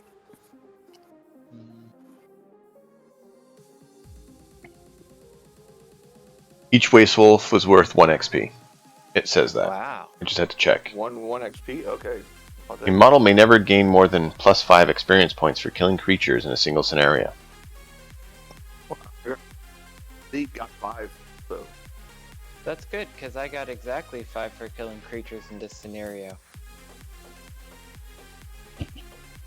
The irradiators are exceptions, Ah. and so you between the waste wolves and the rad zombies, you can't get more than 5 XP. Okay, I got. Including because okay, so I got 1 waste wolf, 2 red zombies, and 2 green zombies. So what would that be? It seems That like would that should be be 1 waste wolf is 1, 2 red zombies is 2 apiece. That that'd be means you got 5. 5. 2 rad zombies count as nothing. Maniac got. But if you look at your XP there, you definitely got quite a bit of XP. Yeah, it's 1, 2, 3, and then 4, 5 for the maniac, plus 5. I mean, your hierarch got quite a lot. How many green did he take out? He got a total of 5 XP. I mean, he got 2 greens and a waste wolf, so that made a total of 5. Okay. Yeah, that's not a small amount, and that doesn't include the 2 for the scenario either. And the mongrel got only 1. Everybody gets 2 or just 1? Everyone gets 2 for being in the scenario. If they're on the field of battle today, they get 2 XP. Plus 2. Plus 2. If you'd killed each other, you're worth 1 point of experience taking out each other's models. But that's not hardly worth it. I mean, the chance of I know. is not I know. worth it, dude. I'm not telling you to. I'm just saying it is worth 1. Plus 1, plus 2. Because I got I now have enough to get an advancement. I have to look and see what I want to do with my advancement points. Mm-hmm. The only person who really didn't do shit in this battle was the Roiler, and he was really my go-to guy. Last game, the Broiler really cleaned up. I mean, but yeah, this game just didn't work out. So, and the dead man got a green zombie, so he's gonna get plus 4. Yeah, it's 4 experience for him. All right, let's whip out the cards. Yep. So, line up your people. And Codemaster, we did do it wrong last time. You shouldn't be able to get one for your leader, because he's not supposed to go out.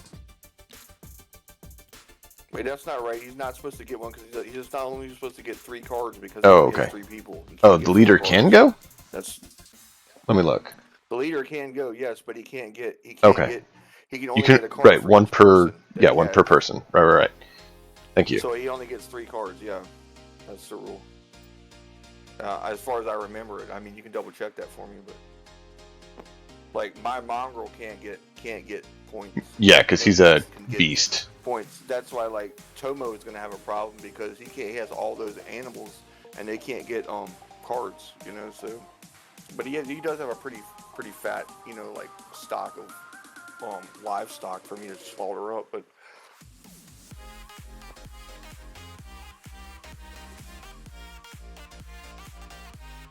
Okay, so you said line them up and then what?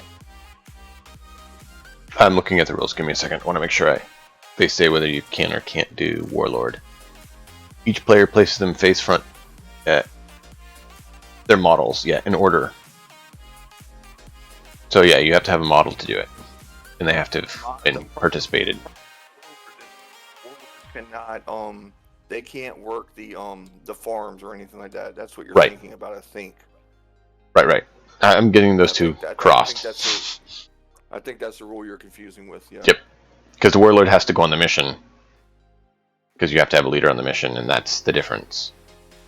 So, there's a deck of cards on both sides. Place a card in front of each of the models that can do so, and we'll see what you guys get. I'll flip a card. Yep. How do you flip a card? Just pull the card out. Don't flip it. Just lay it in front of the model, and then we'll go through all of them. Okay. You do it for me, please. I'm having trouble with my tabletop simulator. I need to be You're good. started or something. I don't know what's going on. You put it in the hand. See, there's a hand there. For the color player Yeah, there. my So what you want to do is move it up on the table instead. If you go on the side of the table, they do it so people can hide their cards yet look at them. It's called putting it in your hand. And so it'll actually throw it up there. There you go. So if I take the whole deck and put it here, it usually... Nope. Okay, it won't do it for the whole deck. But yeah. There you go. You're lined up with your 4. Codemaster, you got yours ready? Alright. I'm over here, so let's let Pure go, and then we'll do yours. Pure, are you ready? Flip them. 10, 6, 16, times 3.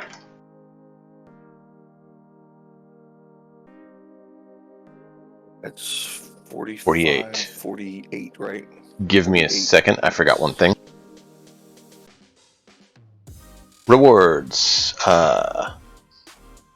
You can redraw up to 2 cards if you so wish from the deck. Do you want to redraw any cards or not?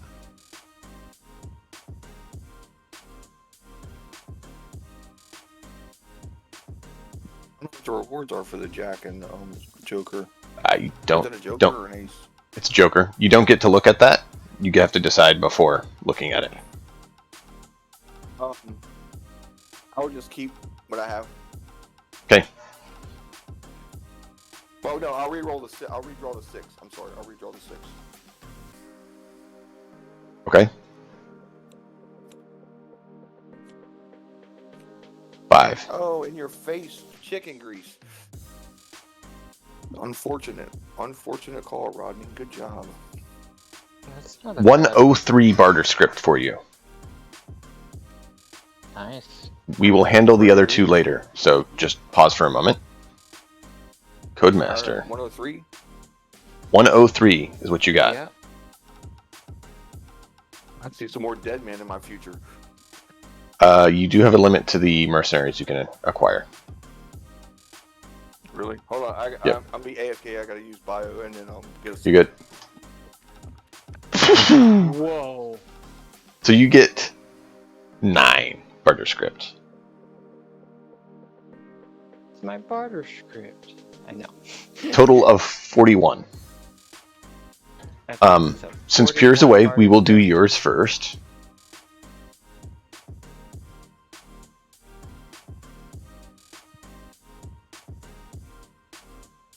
Okay.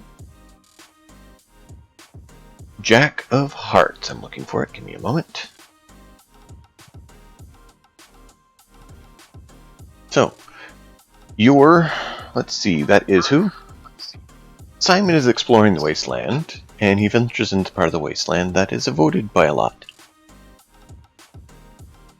So, you need to either ignore the spot and stay somewhere safe, or you can check out the spot.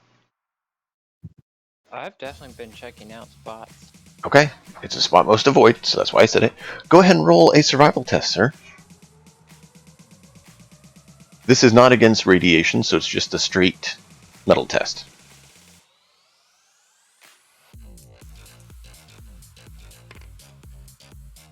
That You looks pass. You need to add 2 experience points. good. Oh.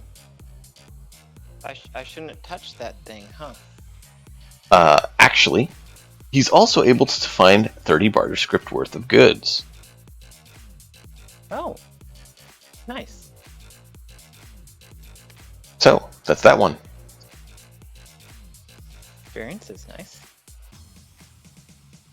Ooh, what's a joker? That is the Black Joker.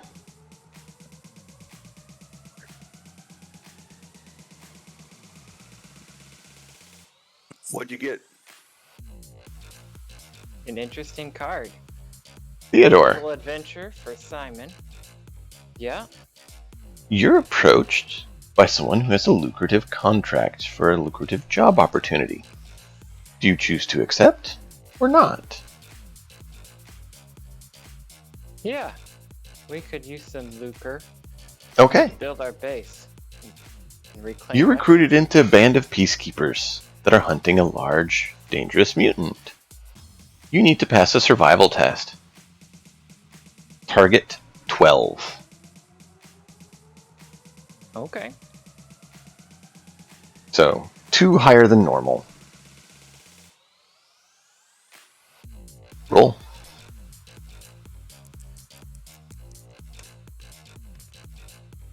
What is your total? Believe that 12. just made it. You just made it. Alright. You are indispensable in the capture of the creature, and share in the particularly large bounty. Your bounty, profits, is 70 barter script. You nearly doubled what you made today Huh? by that success. Your total for today in barter script is 141. Uh-huh. Now, I will go finish with Pure. Pure. We need to complete your 2 others. And then I'll give you the total barter script that you have from today. Sounds good. Automatically yes on both of them. That's fine. Failing can be really bad. It's irrelevant to Raiders. That's fine. That is your choice, and I have no problem with that. Where's is that the Raider with the Club? plasma gun that has the Joker? Yeah, I don't care. I'm going with it. I'm going for it. No. It's the Flamer and it's the High the Priest of Maniac? Bob. The Zealot and High Priest of Bob. Get the names Yep. right, okay, buddy? So Zealot, you find a mostly intact sewer line large enough to fit a single person in. Do you want to check it out?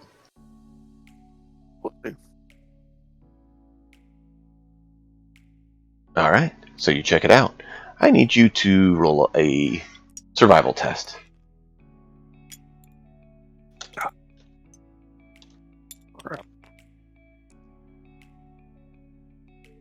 All right, folks, here we go. This is the money shot.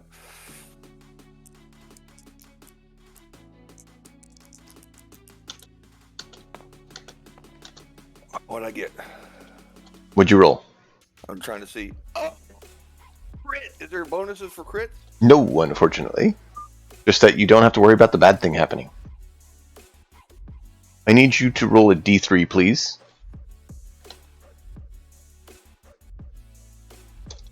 Sorry, I'm watching the stream. I keep clicking on the wrong screen. A 1. Okay.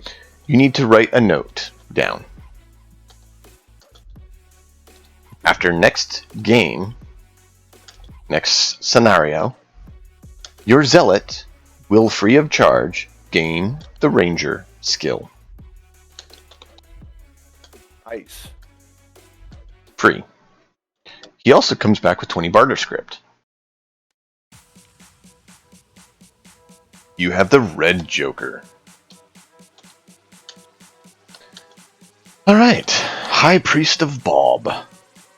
While exploring a particularly large crater, you find a hidden military complex door.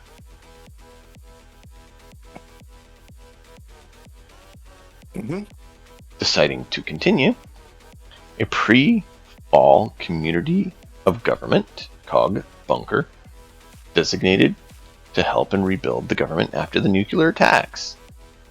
So, they were known to be a cache of valuable technology and equipment. You must figure out a particularly complex access code before time runs out, and the entrance panel self-detonates, sealing the bunker forever. You can take an intelligence test. It's a metal test. Target number is higher than normal. Do you want to try to decrypt it, or do you want to walk away? I am a maniac. I will definitely go for it. Roll your metal test. Wait, hold on, let me see how much. Yeah, that's be 7. Yeah, let's do it. He instantly falls over dead. No, I think that's actually a pass. What is that total? That's gonna be a 13. That passes. Well done. He is able to gain access to the bunker and finds 40 barter script worth of weapons to sell. For the warband to gain and the warband gains a single free relic of their choice. Choice may be any relic available to purchase from this book, not including support weapon relics. Right down. +1 relic. Tell you what. Your total barter script for today, sir, totals out at 163 plus 1 relic. 163 plus 1 relic and a ranger skill. Yep. After next mission, and that is the conclusion of today's events. Oh, so I have to complete one more mission with him to get the Yep. ranger skill, or I have to. Yep. Next mission. Be available next mission. No, after next mission. Okay, so I have to complete another mission. Because Yep. that would be super handy to have a relic, have the broiler to be, the zealot to be, to be able to place him anywhere on the board. Now within 12 inches of a model. It's going to be next turn. You might want to start working on range weapons on him and give him a relic or something. But yeah. He's not that good at anything but shooting his broiler, Nope. so. Yep.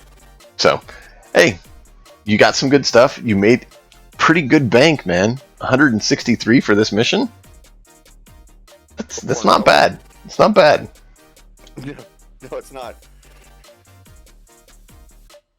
So, I think Codemaster's kind of jealous that you got the relic. I got for two relics. I got for free. Yeah. Yeah. In your face, Codemaster. In your face. Yeah, I'm pretty jealous over here without the relics, and you getting more. Relic. Just wait for next mission. Maybe there'll be some revenge or something. Be a monofilament whip in my future. Go for it. Give it to your warlord. Let him whip people into shape. Alright, give me a second I to... usually, in Shadowrun, I always use the monofilament whip. That's my favorite weapon. Yeah. Is the monofilament whip. Give me a second to take bio, and then we'll finish any wrap-up stuff, as well as talk about your settlement. Yeah, we can really pump our. I hope Tomo and Acid get on their games so we can move this forward.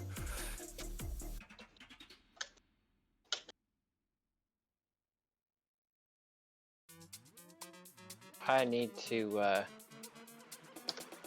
read up on all the stuff that I haven't read.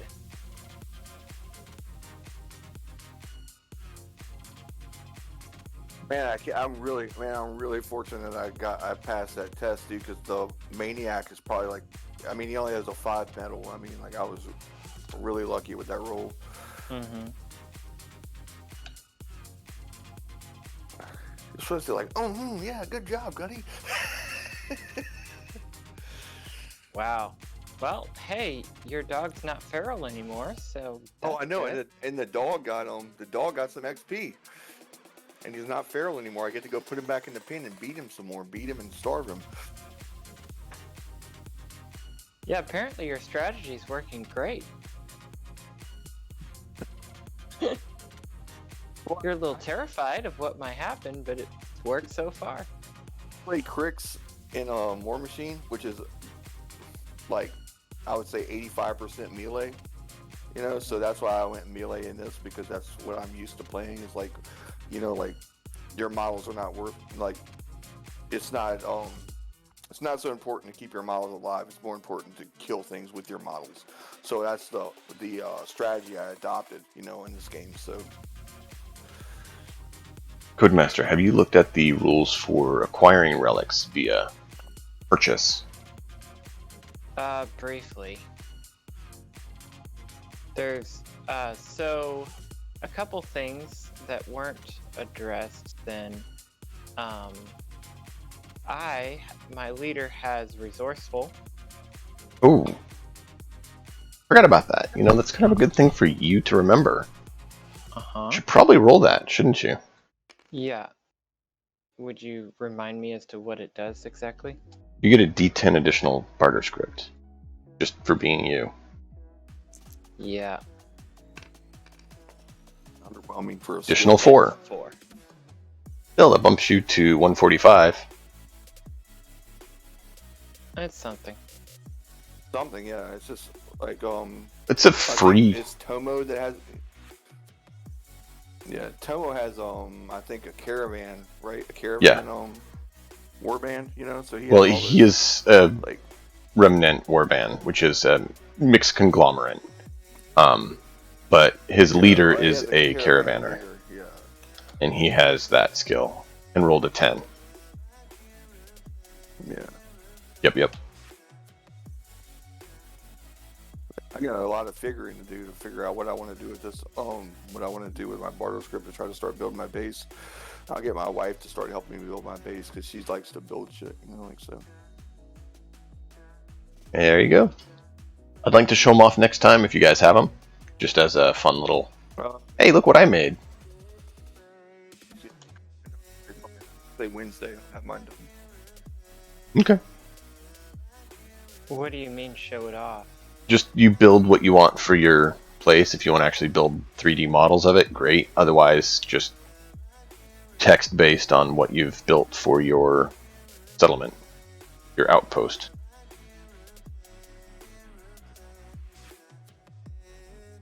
That makes sense? It would make more sense if I'd read the book.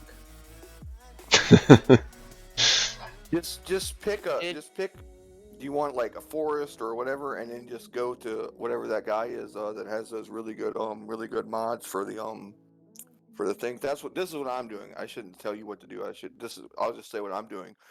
I want a desert scenario because I'm thinking on like Mad Max Fury Road, you know, that's what I have in mind for my warband. So I'm going desert style.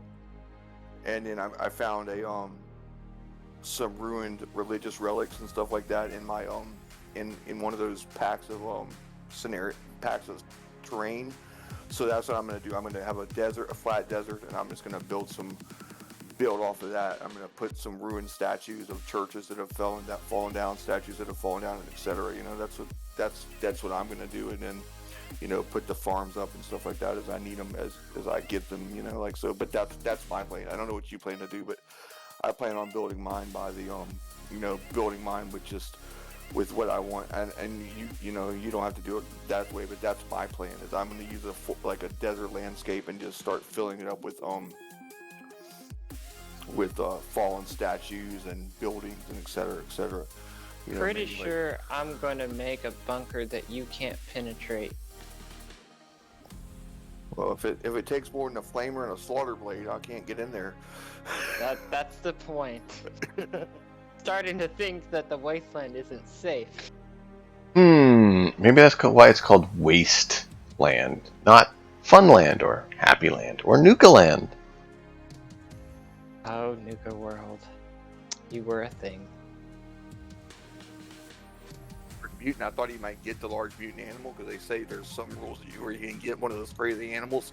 I thought that's what he was going to end up getting, was like one of those crazy animals. I was kind of jealous, you know. Actually, that's where the totem of the crow comes in handy. Yeah. Laughing crow, because their beasts are actually giant flying crows, so they actually fly around. Yeah, well, we're not playing tribal. Who's playing tribal? Oh, Acid is. The problem with playing Acid right now, like especially with all the barter script we just got, is that Acid gets these incredible bonuses because he's playing an underpowered army. I mean, warband. Well, it's only 3 rerolls for a game. I mean, sure, that's nice, but once they're gone, they're gone. It's not that huge. But he gets several. He gets several. He has a lot of different advantages he can take. You know, like yeah. I remember. Like all the different advantages he can take. Oh yeah, no, there's definitely quite a few. Yeah. So. I'm not saying there's not. This is my second game, and I've enjoyed every minute of both games. So, you know, and I've watched every game, but I didn't watch Acids because I thought I was going to end up playing Acid. But so,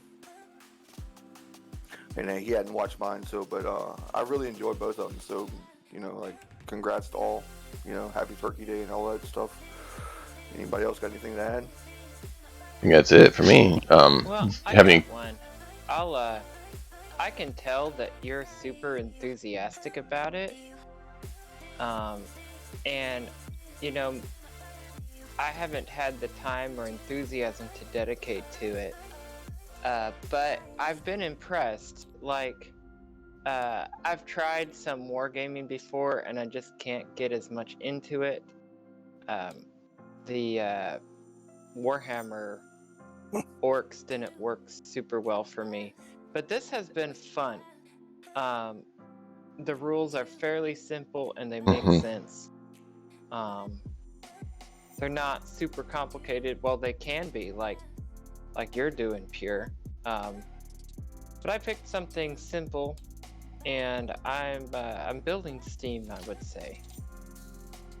Good. I'm glad to hear. You know, like, well, first off, I appreciate what you're saying, and I'm glad that someone inspired you. But if I'm taking it correctly, and then also, I'm a big tabletop gamer, but I moved to a place where they don't have tabletop gaming anymore. You know, I don't have any opportunity to play tabletop games anymore.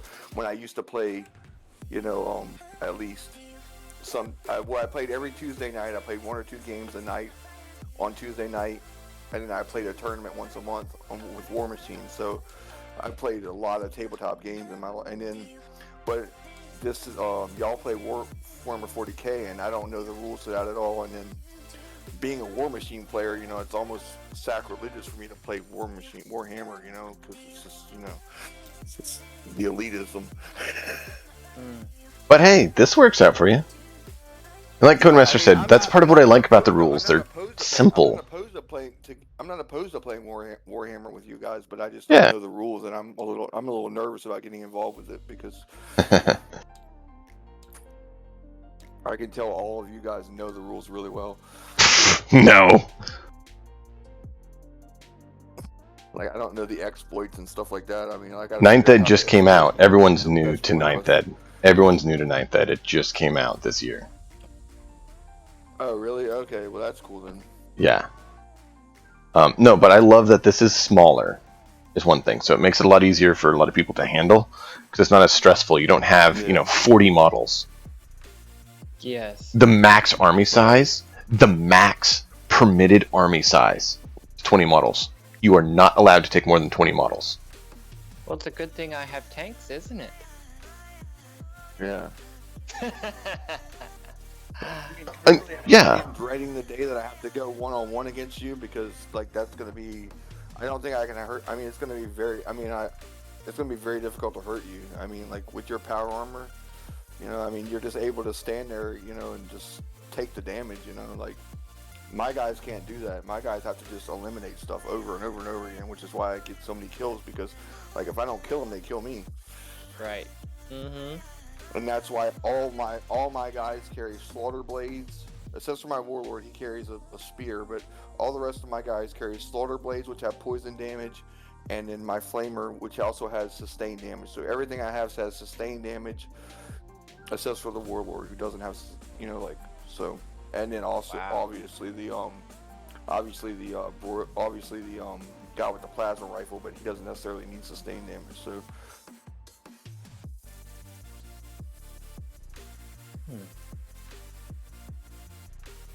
But yeah. Codemaster, could I bother you to quickly check the stream for me?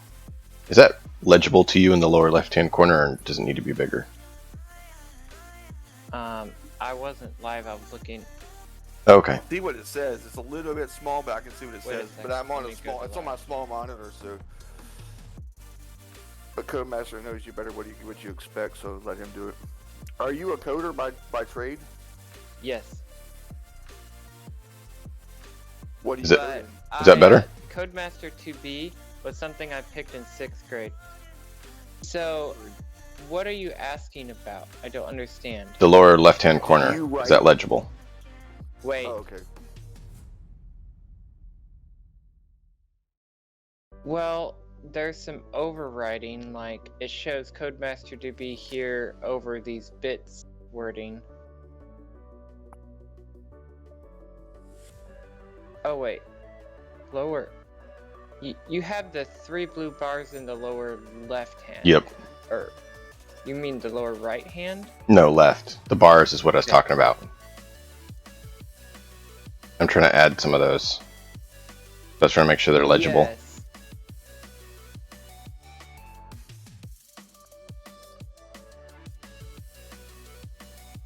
Reasonable placement. There's some overlap between the bars need to be longer. Because you got like the 29 days left, and then 0 out of 800, 12%. It just override each other. Yeah, they don't give you total control over that. Unless I, take the time and code my own, which would take quite a while. Fortunately, you have a Codemaster on your side, so.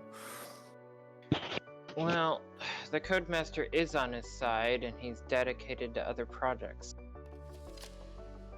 Is that a little better? Not really. Yeah, that's clean.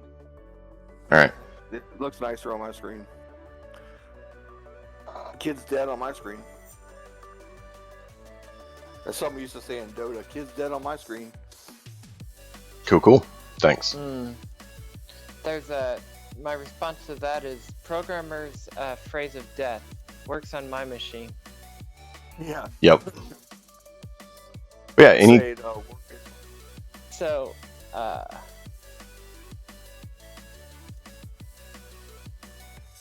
I stopped you because I was helping him. What were you going to say, Pierre, about my trade?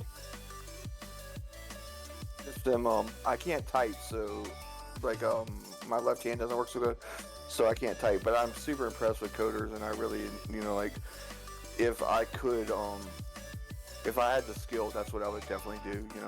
I'm just super impressed with people who do that for a living. Well, I mean, coding is a thing, but basically, I live on challenges. If it's an interesting problem, I'm there.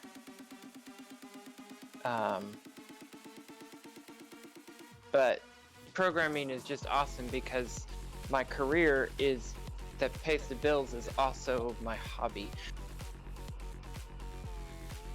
I'm just now getting through HTML. I'm like teaching myself HTML. That's like the very the icing. I haven't even got to the cake yet.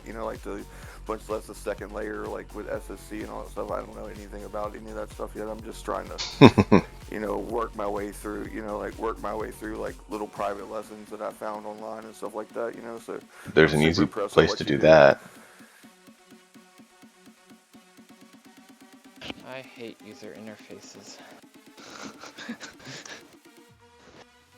So I build tools for myself, you ever play a game called Farkle or Greedy? I haven't. I don't know what that is. Anyway, it's 6 dice and you roll it, and you have to save some and roll some more and save some, roll some more. Eventually you stop or you go bust. And so the question is, under what scenarios should you stop? And math can describe it. It's probability and cyclical, so it's a little complicated, but my brain said no, so I wrote a program, and I wrote different methods and I ran them against each other, and I do stuff like that because I can think strategically, but I can't think holistically. My brain won't do it. So, Codemaster, currently up on stream, I have the document. Oh, yeah. Had you looked at that? This is the settlement or outpost. What is this from? A document that I have in the shared folder that I told you guys that it was there and we'd be using it for the rules. Yeah, I have it, a little bit of it. I have 2 farms, or I have 1 farm, and then a power plant and then 2 tents or two settlement, 2 houses, whatever you want to call them. I mean, like it gives you 3 options you want to take, so you can have population because you can't pick another person unless you have you can't Shelter. because I added a mercenary. Yep. So I can't have.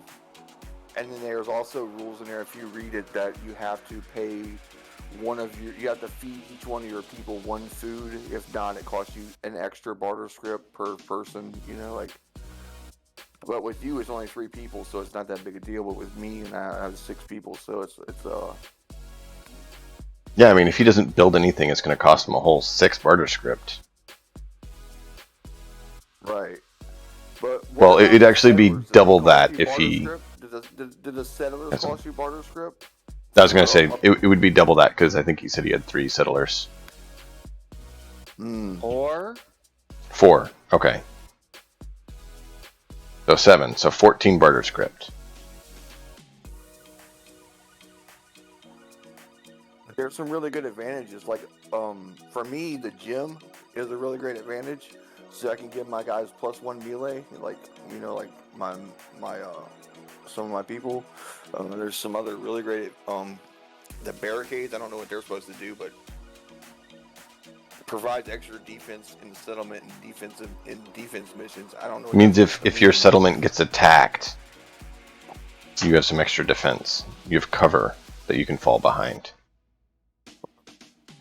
So that really limits you on what you can build, right? I mean, you can't just put stuff down to make it look good on you. You have to really be careful on what you put down. I mean, it's your settlement. You build it. But I mean, you can't just throw down a statue there and then use it as settlement cover later without paying the barter script for it, Well, it can be it costs trash, okay, but I'm sorry, it costs 0 barter script. I'm sorry, I thought it cost barter script. I apologize for that. Yeah, no. You just have to put them in place. If there's just junk laying around, it's just junk laying around. It may or may not provide cover. But if you get the right junk and heap it up in a pile, then it's a barricade. Yeah. And obviously, just like Codemaster said, I want to build a defensible base, Mm-hmm. I don't know if this. I assume this scenario is headed towards attacking other people's bases. I don't know if that's true. I don't know what you're talking about. I'd never considered that being a possibility. There is no scenario that is set up to attack another person's base. No, that would be preposterous. I have no idea what you're talking about. Well, I know they better pack a lunch before they come hanging out with the heretics.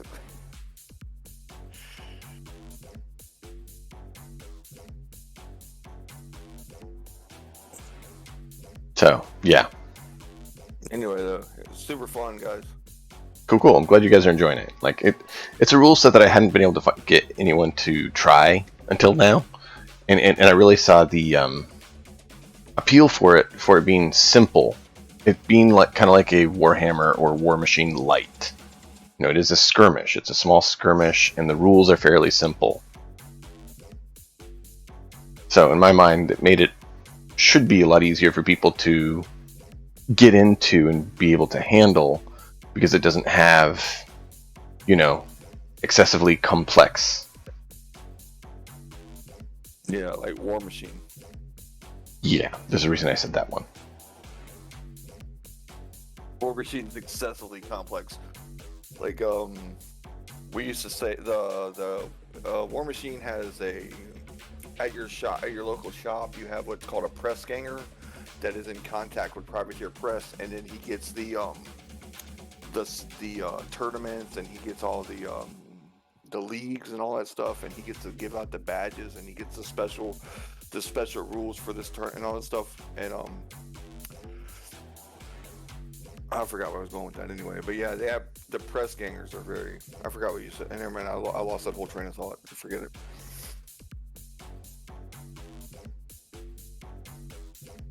That was awkward. It was very awkward. Sorry. Give me a second. I'm trying to get this pulled up for you. But it's very small. This means it's bedtime. Yeah, probably had too much to drink at Thanksgiving.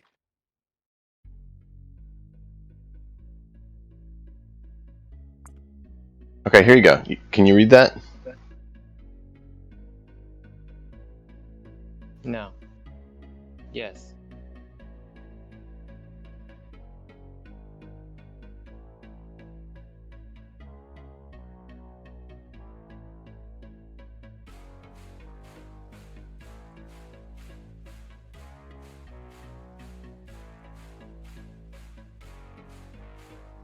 So, I mean, I may have considered it's a possibility. Yeah. Hopefully, you have Tomo and Acid games Colonel scheduled? Mustard with the plasma rifle. We'll see. I haven't heard from Tomo when I'll he's look at it. available, but Yeah. I know he's been overworked. Yeah, and then Kid dropped, right? Yeah. Kiddo's like, I can't. I want to, but I'm being stomped on too hard with work and life, so. Yeah, it's too bad. I mean, like, it'd be nice to have, like, maybe 6 people or something like that, and then... Yeah. It would have been fun to have problems with the internet. 6 to 8 players, but I wanted at least 4. So there's some, decent diversity between the groups. It's not all like all games were 2 warbands, that's it. So I like that we have that diversity. Yeah. And it's also, I don't know, Codemaster, what faction are you playing? Reclaimers. Reclaimers. Sounds terrible.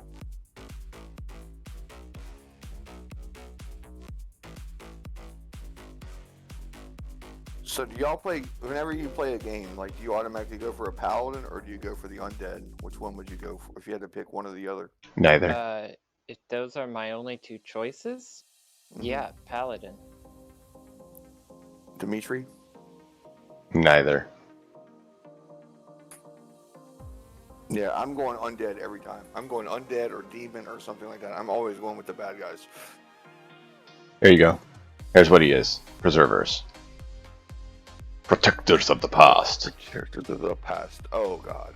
There's this little group that seems to be known in a game setting that is totally different than this. That, I mean... Is there really a brotherhood Shh. of steel?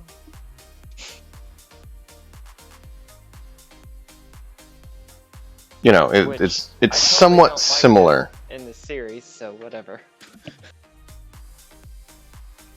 It's, there's no semblance to another group that is known. No, not at all. Just like you could say, are they below you or above you? No, not Tribals. I think they're up.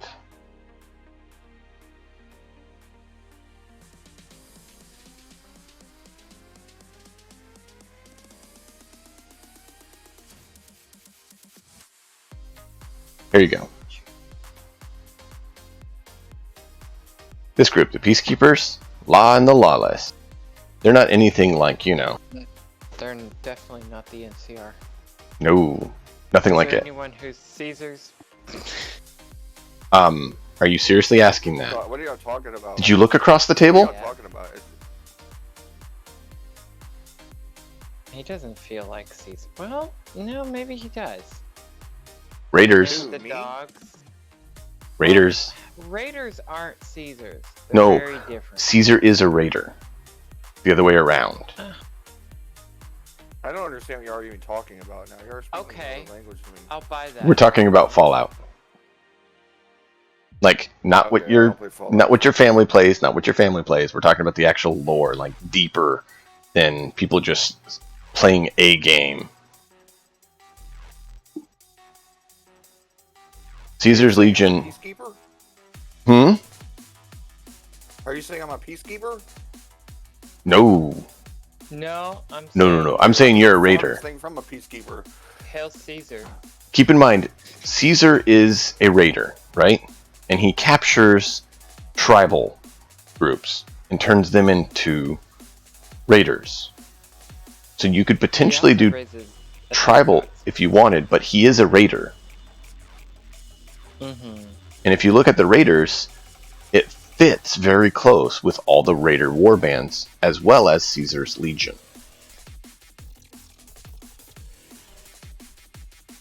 It's a really great gig because if they run out of soldiers, they just, raid and gain new soldiers. Yeah. And then, of course, you have something that Fallout doesn't, which is you're able to go with the mutants. And the mutants, sure, are ghouls. However, you also have the option for the psychic mutants, which you're not allowed to do in Fallout, even though they've proven that they exist.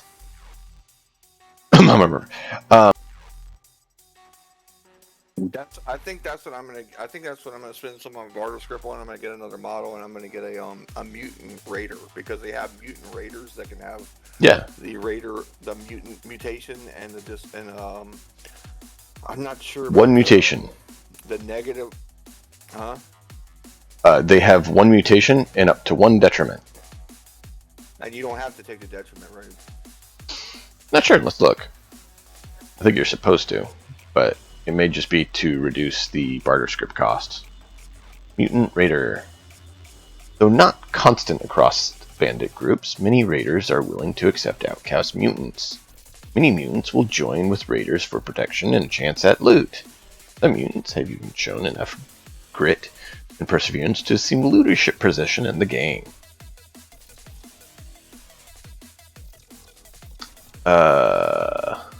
May start with one detriment. Okay, so it looks like you're not forced to take it, but I believe it would reduce the power level of them to reduce the army's barter script level. Their stats just suck. I hope their mutation is really good. I hope their mutations are worth it, because their stats just suck. Well, we can go look at the mutations.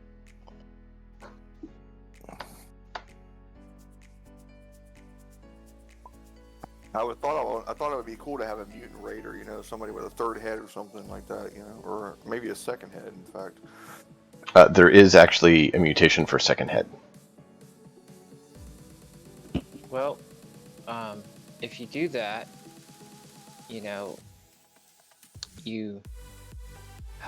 I'm sorry, my brain's fading too, but Hitchhiker's Guide to the Galaxy, President of the Galaxy has two heads. Pretty cool. He does. Yep. But it flips up. His head has to flip up, right, for the other one to come up. Yeah, that's what the movie did. I didn't read the book. But Here you go. Mutation. Mutant. His skills. I'm going to bed. So is the book worth reading? Cool. Is the book Hitchhiker's Guide to the Galaxy worth reading? Yes. I need to check. I'll try to check that out, because I'm kind of out of stuff to read. So, page 29, the Earth blows up. There you go. I'm gonna go ahead and get it, and I'm gonna probably read it in the next couple days, because I'm out of stuff to read right now. If you're Zone Wars is a really great book. I thought, it's really interesting sci-fi book that I thought, you might want to check out if you're into reading. Oh, you were telling me about something. What was you? I was talking about Poppy Wars. That's a great book. The Poppy War trilogy. It's a great series. It's a great book series. The reason I was talking about it is on the 17th, the third book came out. I've already finished it, but the third book came out on the 17th. The Poppy War. It's just a great series. Pure. But yes. For your mutations, you have hidden, physical, psychic, and detrimental. Psychic, of course, is your, throw people around and stuff. Yes. So, hidden offensive and hidden defensive mutations. Hidden offensive mutation, Flame Breath, Caustic Blood, Acid Spit, Poisonous Breath, Webs, Radioactive. You've seen Radioactive, you know what that one does. That's not worth it at all. Literally the one you came up against. Yeah, not worth it at all. Losing one defense, that's not really worth shit. It does. You have to keep in mind it is a debuff and it's for the whole thing. So they have to roll 2, so they can actually get -2 for each time you do it. And that starts really making it where you can wound them quicker. But that's... I kill everything pretty quick anyway. With your plasma rifle. Hidden defensive mutations: Chameleon, Electrical Aura, Vampiric Drain, Energy Absorption, Caustic Blood, Psychic.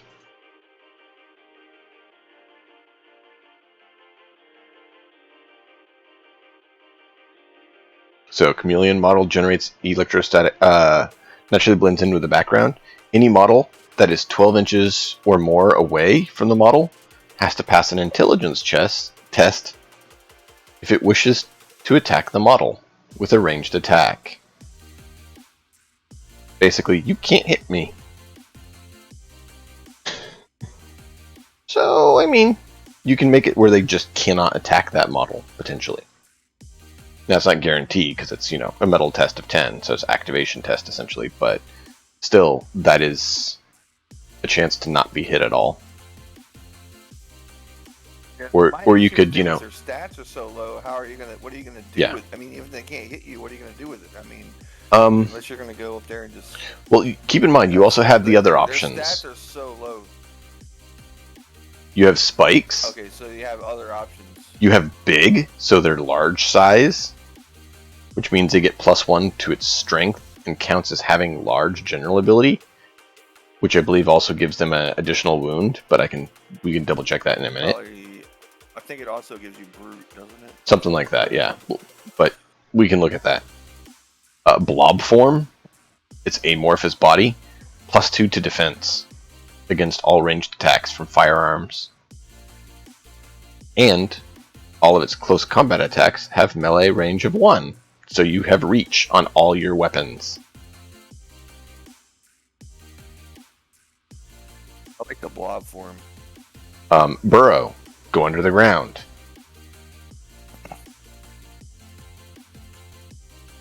Emerge, pop up on them. Hello! Yeah.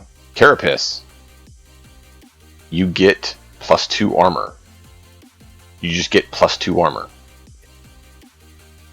That's +2 defense for everything, just 2 more defense. So, that's not bad. Crushing Claws. Big Crab Claws. You can use them to attack. +3 strength attack weapon.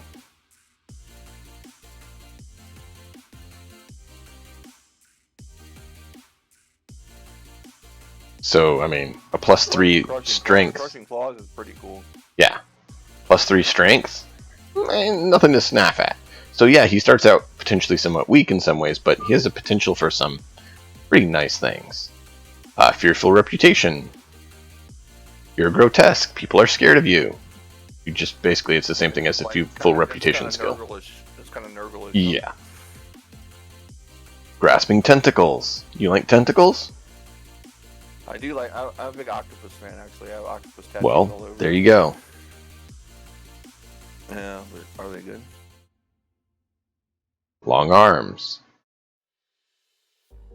Oh man, I could see if you had somebody who had if I had a mutation on somebody who had frothing, I could see how grasping tentacles. I need to try to get them radiated so I can get grasping tentacles with them.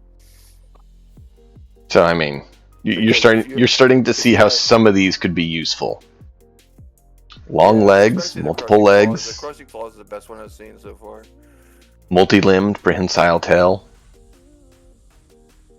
You can wield an additional weapon. So you can have a two-handed weapon and a one-handed weapon if you want. Or 2 one-handed weapons and a shield. Yeah. Or a pistola and some kind of pistola. The model may choose either Fury of Blows or Steady Hand skill for free. So yeah, Fury of Blows is pretty good. I don't remember what Steady Hand does, but Fury of Blows is pretty good. Same thing, but for ranged instead of melee. Better chance to hit. But I mean, you just think about it. It's, yeah, he's definitely weaker, but that's because they don't want to overpower him with, you get lucky and roll something too nice. Yeah. I wish I could get more than one. If I could buy more than one mutation, like I could get Scorpion tail, seduction, like 2 heads, a real freak wings. on the board. You can, I think, Two eventually. heads. Psychic mutations, if you look, you have Mind Shield. Yeah, Is actually one thing. I've already looked at these before. Mind Shield gives you +2 armor. Good night, guys. Yeah. Good night, man. Thanks for playing. Take care, man. Bye. +2 armor's not bad. It's not that good either. No, but I mean, you also can do Psychic Bolt, which gives you a free 24-inch Strength 7 weapon, small blast. So it's basically like a grenade. 24-inch grenade. That's pretty good, the Psychic Bolt. But you have to roll for that? Yeah, it's a ranged attack, so it's just like throwing a grenade. But you can't pick Psychic Bolt. You have to pick a Psychic mutation. Oh, I think that? you're supposed to roll. I think you're supposed to, but we'll look at that later. A detriments, here you go. What do detriments do?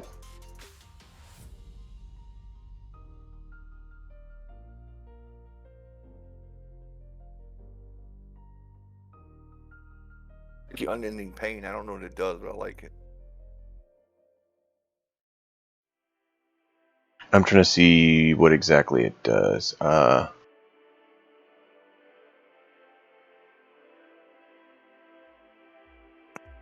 Okay, reduce cost. So if you take detriment, it reduces the cost, makes things cheap.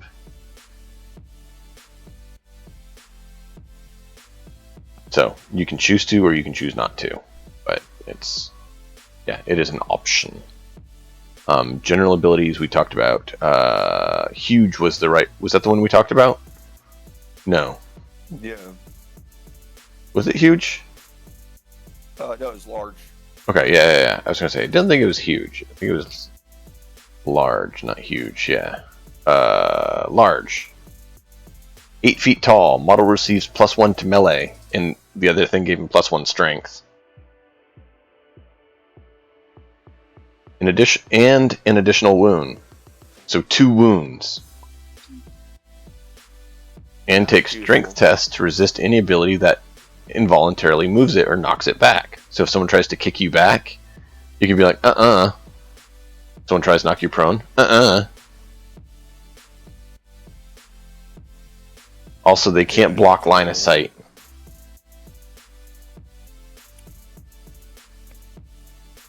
So, I mean... What? Oh, smaller models cannot block line of sight. You can see over the little people.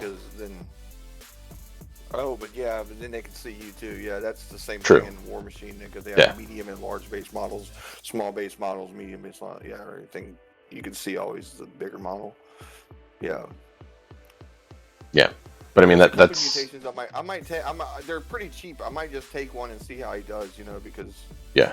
I think I would like to take one and give him the claw. The cavernous claw. Do they let you pick, or is it random? I know if you get it out in the field, the hidden mutations it's random. Apparently. Well, they have it where they can all be random. But I'm trying to see if it says when you first hire them. You can pay for the other ones. They said because it costs barter script for the other ones. That's Yeah. Like, I mean, I can't see paying 15 barter script for something that's a random. Like that you don't even know what it's going to be.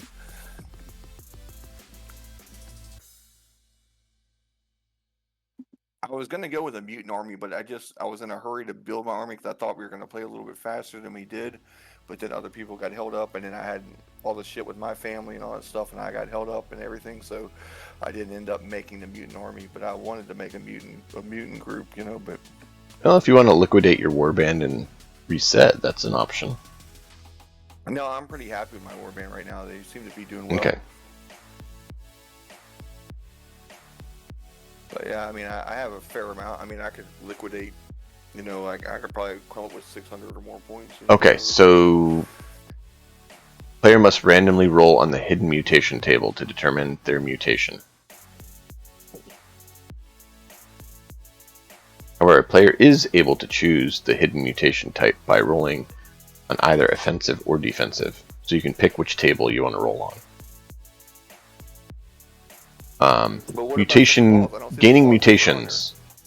Mutations are only available to models with mutant. Any model that gains mutation that is not a mutant immediately loses its prior type and becomes mutant instead.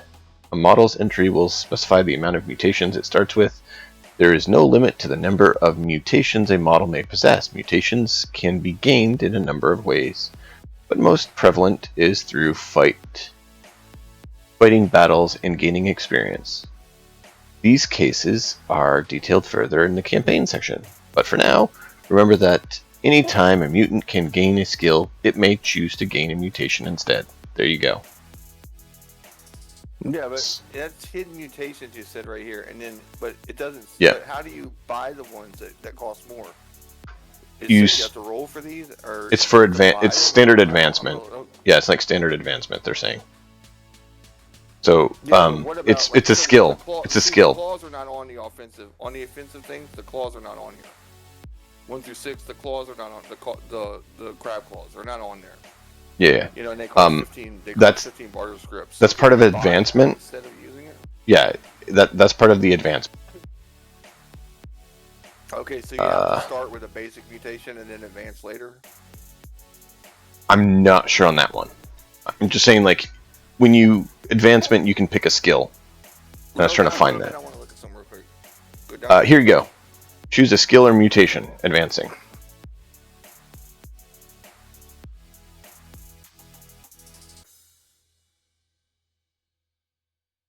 Yeah, let me see. My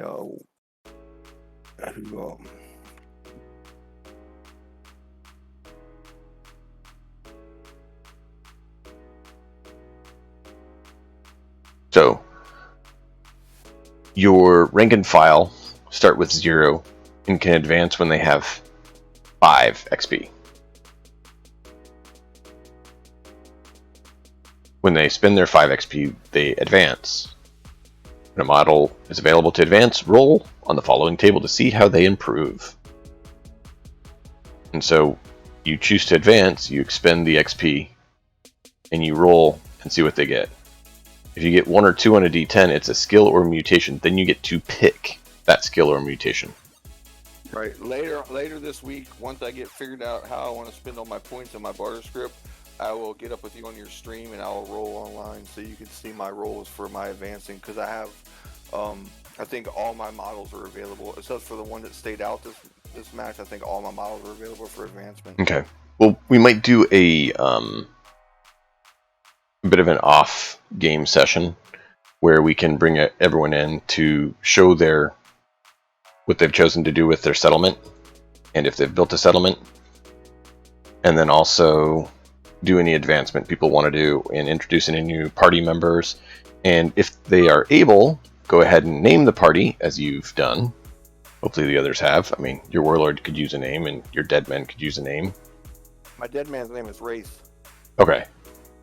So all my guys just named. I have storyline for everybody. You know, sweet. All my stuff's done. Yeah, and that's the sort of stuff I want to bring in and introduce everyone to.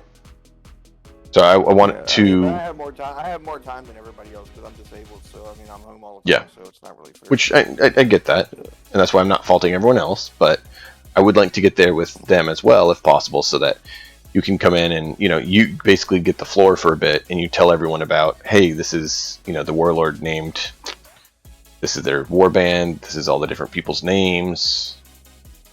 And that way everyone gets a chance to do that, and then you also show your settlement and what's going on and what's happening kind of RP-wise. Right. Letting people get to, you know, partake and get involved. I'm happy to do that because, I mean, I have a lot of thoughts about my war band. I mean, I really put into it. The only thing, the advancement cost, I mean, everybody's going to have to get past their second game to get any advancement because nobody's going to be able to get enough experience. Because I got a ton of experience in my first game and nobody was able for advancement. You're definitely going to need 2 games to get an advancement. I mean, like, from what I've seen, you know, like, unless you just, one person does all the killing or something like that, you know, like. Right. It's tough. It's tough. Points or something like that. Yeah. It's tough. But I mean, it makes sense. You shouldn't just be like, oh, hey, I had one fight. Yeah, I'm super better. No, you had one fight, you got a little better. You had another fight, now you're a little better. Now you got more skills because you can finally advance. Oh, you got another 3 battles. Okay, you can advance again. Yeah, it should be a little more than that. Yeah, I mean, two battles to get to the promotion, you know, and then. Yeah. I I feel rather fortunate that the way I built my warband, not that I knew anything about the game before I played it, that I'm able to get a lot of kills. You know, like just the way that I built it. You know, like they kill a lot of things. So Yep. they racked up on a fairly lot amount of experience points. You know, like there is limits to what you can gain for your stat increases. yeah. And there's also limits on what you can lose too. I remember that. Yeah. There's if you lose too much, your guy will die or whatever. Well, allowable stat increases. So rank and file cannot increase wounds. All other stats can increase by 1. A leader can actually increase their wounds by 3, so 5 wounds total. Allowable stat increases for everything else is 4. You know, you roll bad and it's good. Yeah. My warband, my leader currently has 10 experience points, so he's going to be able to get an advancement. Yeah. He's at 75, so 10. Yeah, that's an advancement because he needs 8. So yeah, every 8 skill points or 8 experience, he can advance, and so that means he gets to roll and see what he gets. Almost everybody falls underneath the bottom 2 categories, basically. Yep. I mean, that's the thing for Codemaster. All his troops are here. All of them are there. Yeah, only the model falls underneath. The mongrel falls underneath that because even the maniac's 35 points. You know, like, and he's the second cheapest model on the team. Other than I think the Butte might be cheaper actually, but yeah, 27 points I believe. But once you equip him, there you and go. stuff. Keep in mind this is total experience. So a rank and file starts with 0 experience. This is not barter script cost. This is experience. So if it's a specialist, they start with 21 starting experience. So that means they need 6 to advance. If it's an elite, it's 46, so they need 7 to advance. So it doesn't matter what their barter script cost is, it's how much their current level and experience rate is at. Point, because I did mess that. I was definitely wrong about that. You know. Yeah, I just want to make sure that was clear. So here's maximum. I did have that confused. Here you go. I really got to get the pad and a pen and a piece of paper out, and then figure all this stuff out. What I want to do with them. What I want to do with everybody to make them the most efficient. What kind of computer upgrades are you looking to do? I'd like to get a better video card because I've been noticing it's kind of been holding back some of the system. What are you running right now?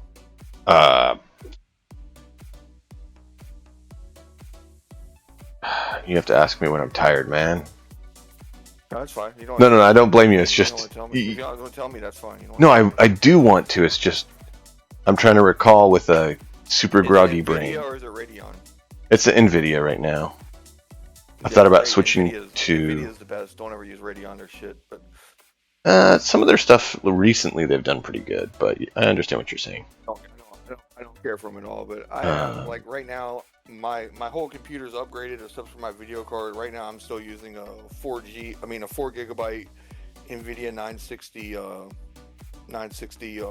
gaming overclocked video card, whatever. GTX 960, 4G for gaming with the overclocking and all that shit. But that's what I'm currently using. But where is it? I thought I had my computer info here. No, I'm not seeing. My wife uses the 2 gigabyte one. I got her a 2 gigabyte one because why should she have the best of the same as me? So. All right, I'll have to pull it up here. Give me a second.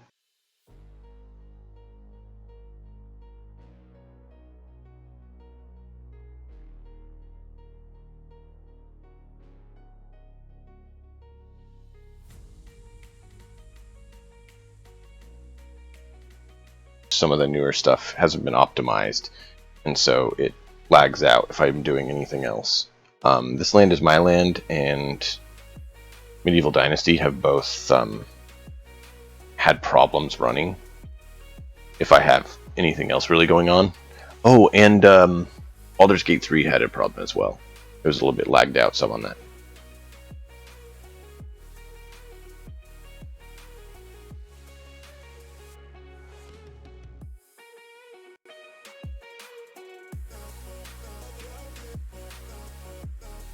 So, it's just being unemployed. I don't exactly have disposable income to put towards it.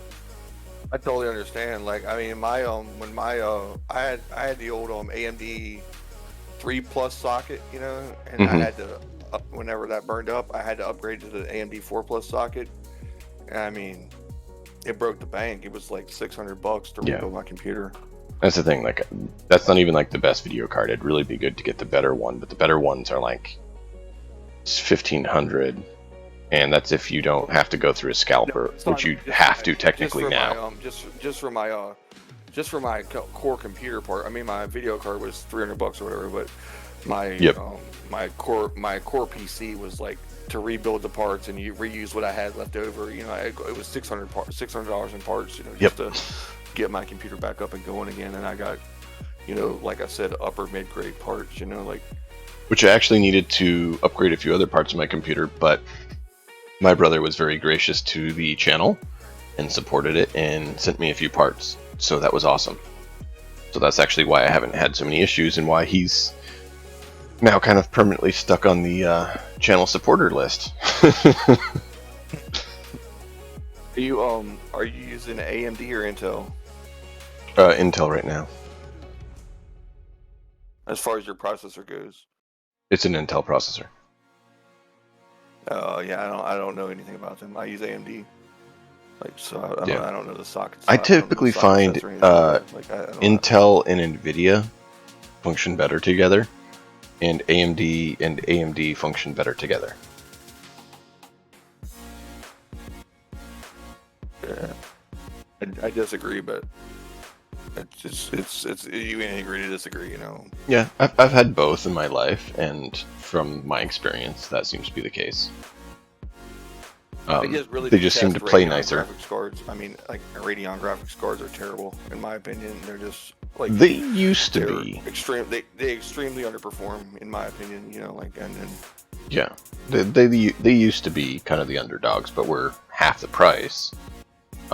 More of recent though, they've been diverging from NVIDIA. NVIDIA and them kind of have been going some different ways a little bit, and they both have some really cool tech that they're working on. Yeah, I've just always been an NVIDIA person. I mean, I used to have Radeon, like the Radeon All-in Wonder and all the stuff back with Windows XP and all the stuff. I used to use nothing but Radeon, and then when I got more into building computers and stuff like that, and I got to more test things for myself, and I would, put the minimum graphics card in something and then try to run it with the minimum stats and all that stuff, just building a computer for somebody and it wouldn't run at all with the graphics card that they say it would run it on, and have to upgrade it. I mean, like that's my experience with Radeon. So that's my experience, and that's all I'm going to say about it. They just, what they advertise as the minimum. I've had problems with not being the minimum. It would not run on what they said it would run on. Like with all their stats met. Like all the minimum requirements met. The only thing was the problem with the video card. You put in the NVIDIA equivalent, and it just didn't, and it ran fine. Put the the Radeon equivalent, and then it didn't run. I don't. As far as Intel processors, they're just too expensive for me. I mean, like they're just the price of them is not. Well, to me, one of the issues is the motherboards. Because certain motherboards will only use one chipset or the other. Will only support one chipset, not both. Yeah, to order the right one. Yeah. Right, and so you have to get the right. You have to get the right motherboard with the right CPU, and if you don't, you're stuck. So. Oh yeah. I mean, do you build your own PCs or do you own? Do I like Legos or not? I don't know what you're saying. You're confusing me. I'm saying to build a computer is as easy as playing with Legos, and a lot of people don't get that. It's super easy to build a computer. I mean, like it's yeah, really simple. Yeah. Unless you make a mistake. Well, when you order the parts.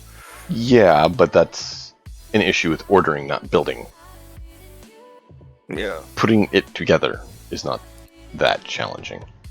So, honestly, I'd like to have the budget for the computer be well above what I put there, but